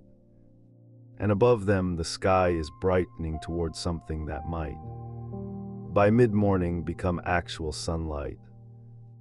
The pines along the road are shedding last night's rain from their needles in tiny drops that catch the light as they fall. And the smell of the wet earth and the cedar and the distant paddies is the smell of the road beginning again. The smell of another day on the old way to Edo. The inn will have new guests by evening. They will arrive in the late afternoon, as travelers do, tired and dusty or tired and damp, depending on what the weather has decided. And they will remove their sandals at the entrance and step up into the warm interior and be shown to their rooms. And the whole gentle cycle will begin again. The bath, the meal, the quiet evening. The futons unrolled in the lamplight. The slow descent into sleep while the road outside lies still and the stars, if the clouds permit, turn slowly overhead.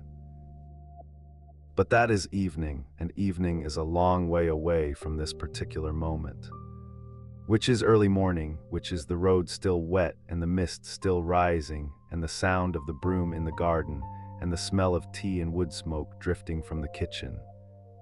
And somewhere down the road, the small figures of the merchants already too far away to see. And the young traveler with his new sandals finding his rhythm, settling into the particular gait that carries a person mile after mile without exhausting them. That steady, unhurried walking pace that the people of the Edo Road knew very well. That pace that is not slow and not fast, but simply continuous. Like water moving, like time moving.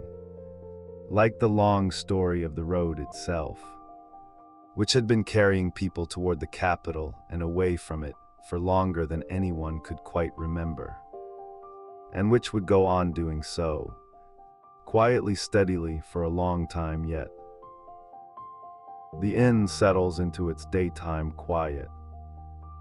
The fire in the kitchen burns lower now that the cooking is done, and the coals glow softly under their ash.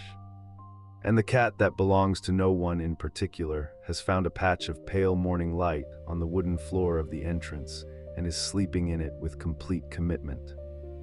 One paw tucked under its chin, entirely unconcerned with roads or distances or the coming and going of travelers.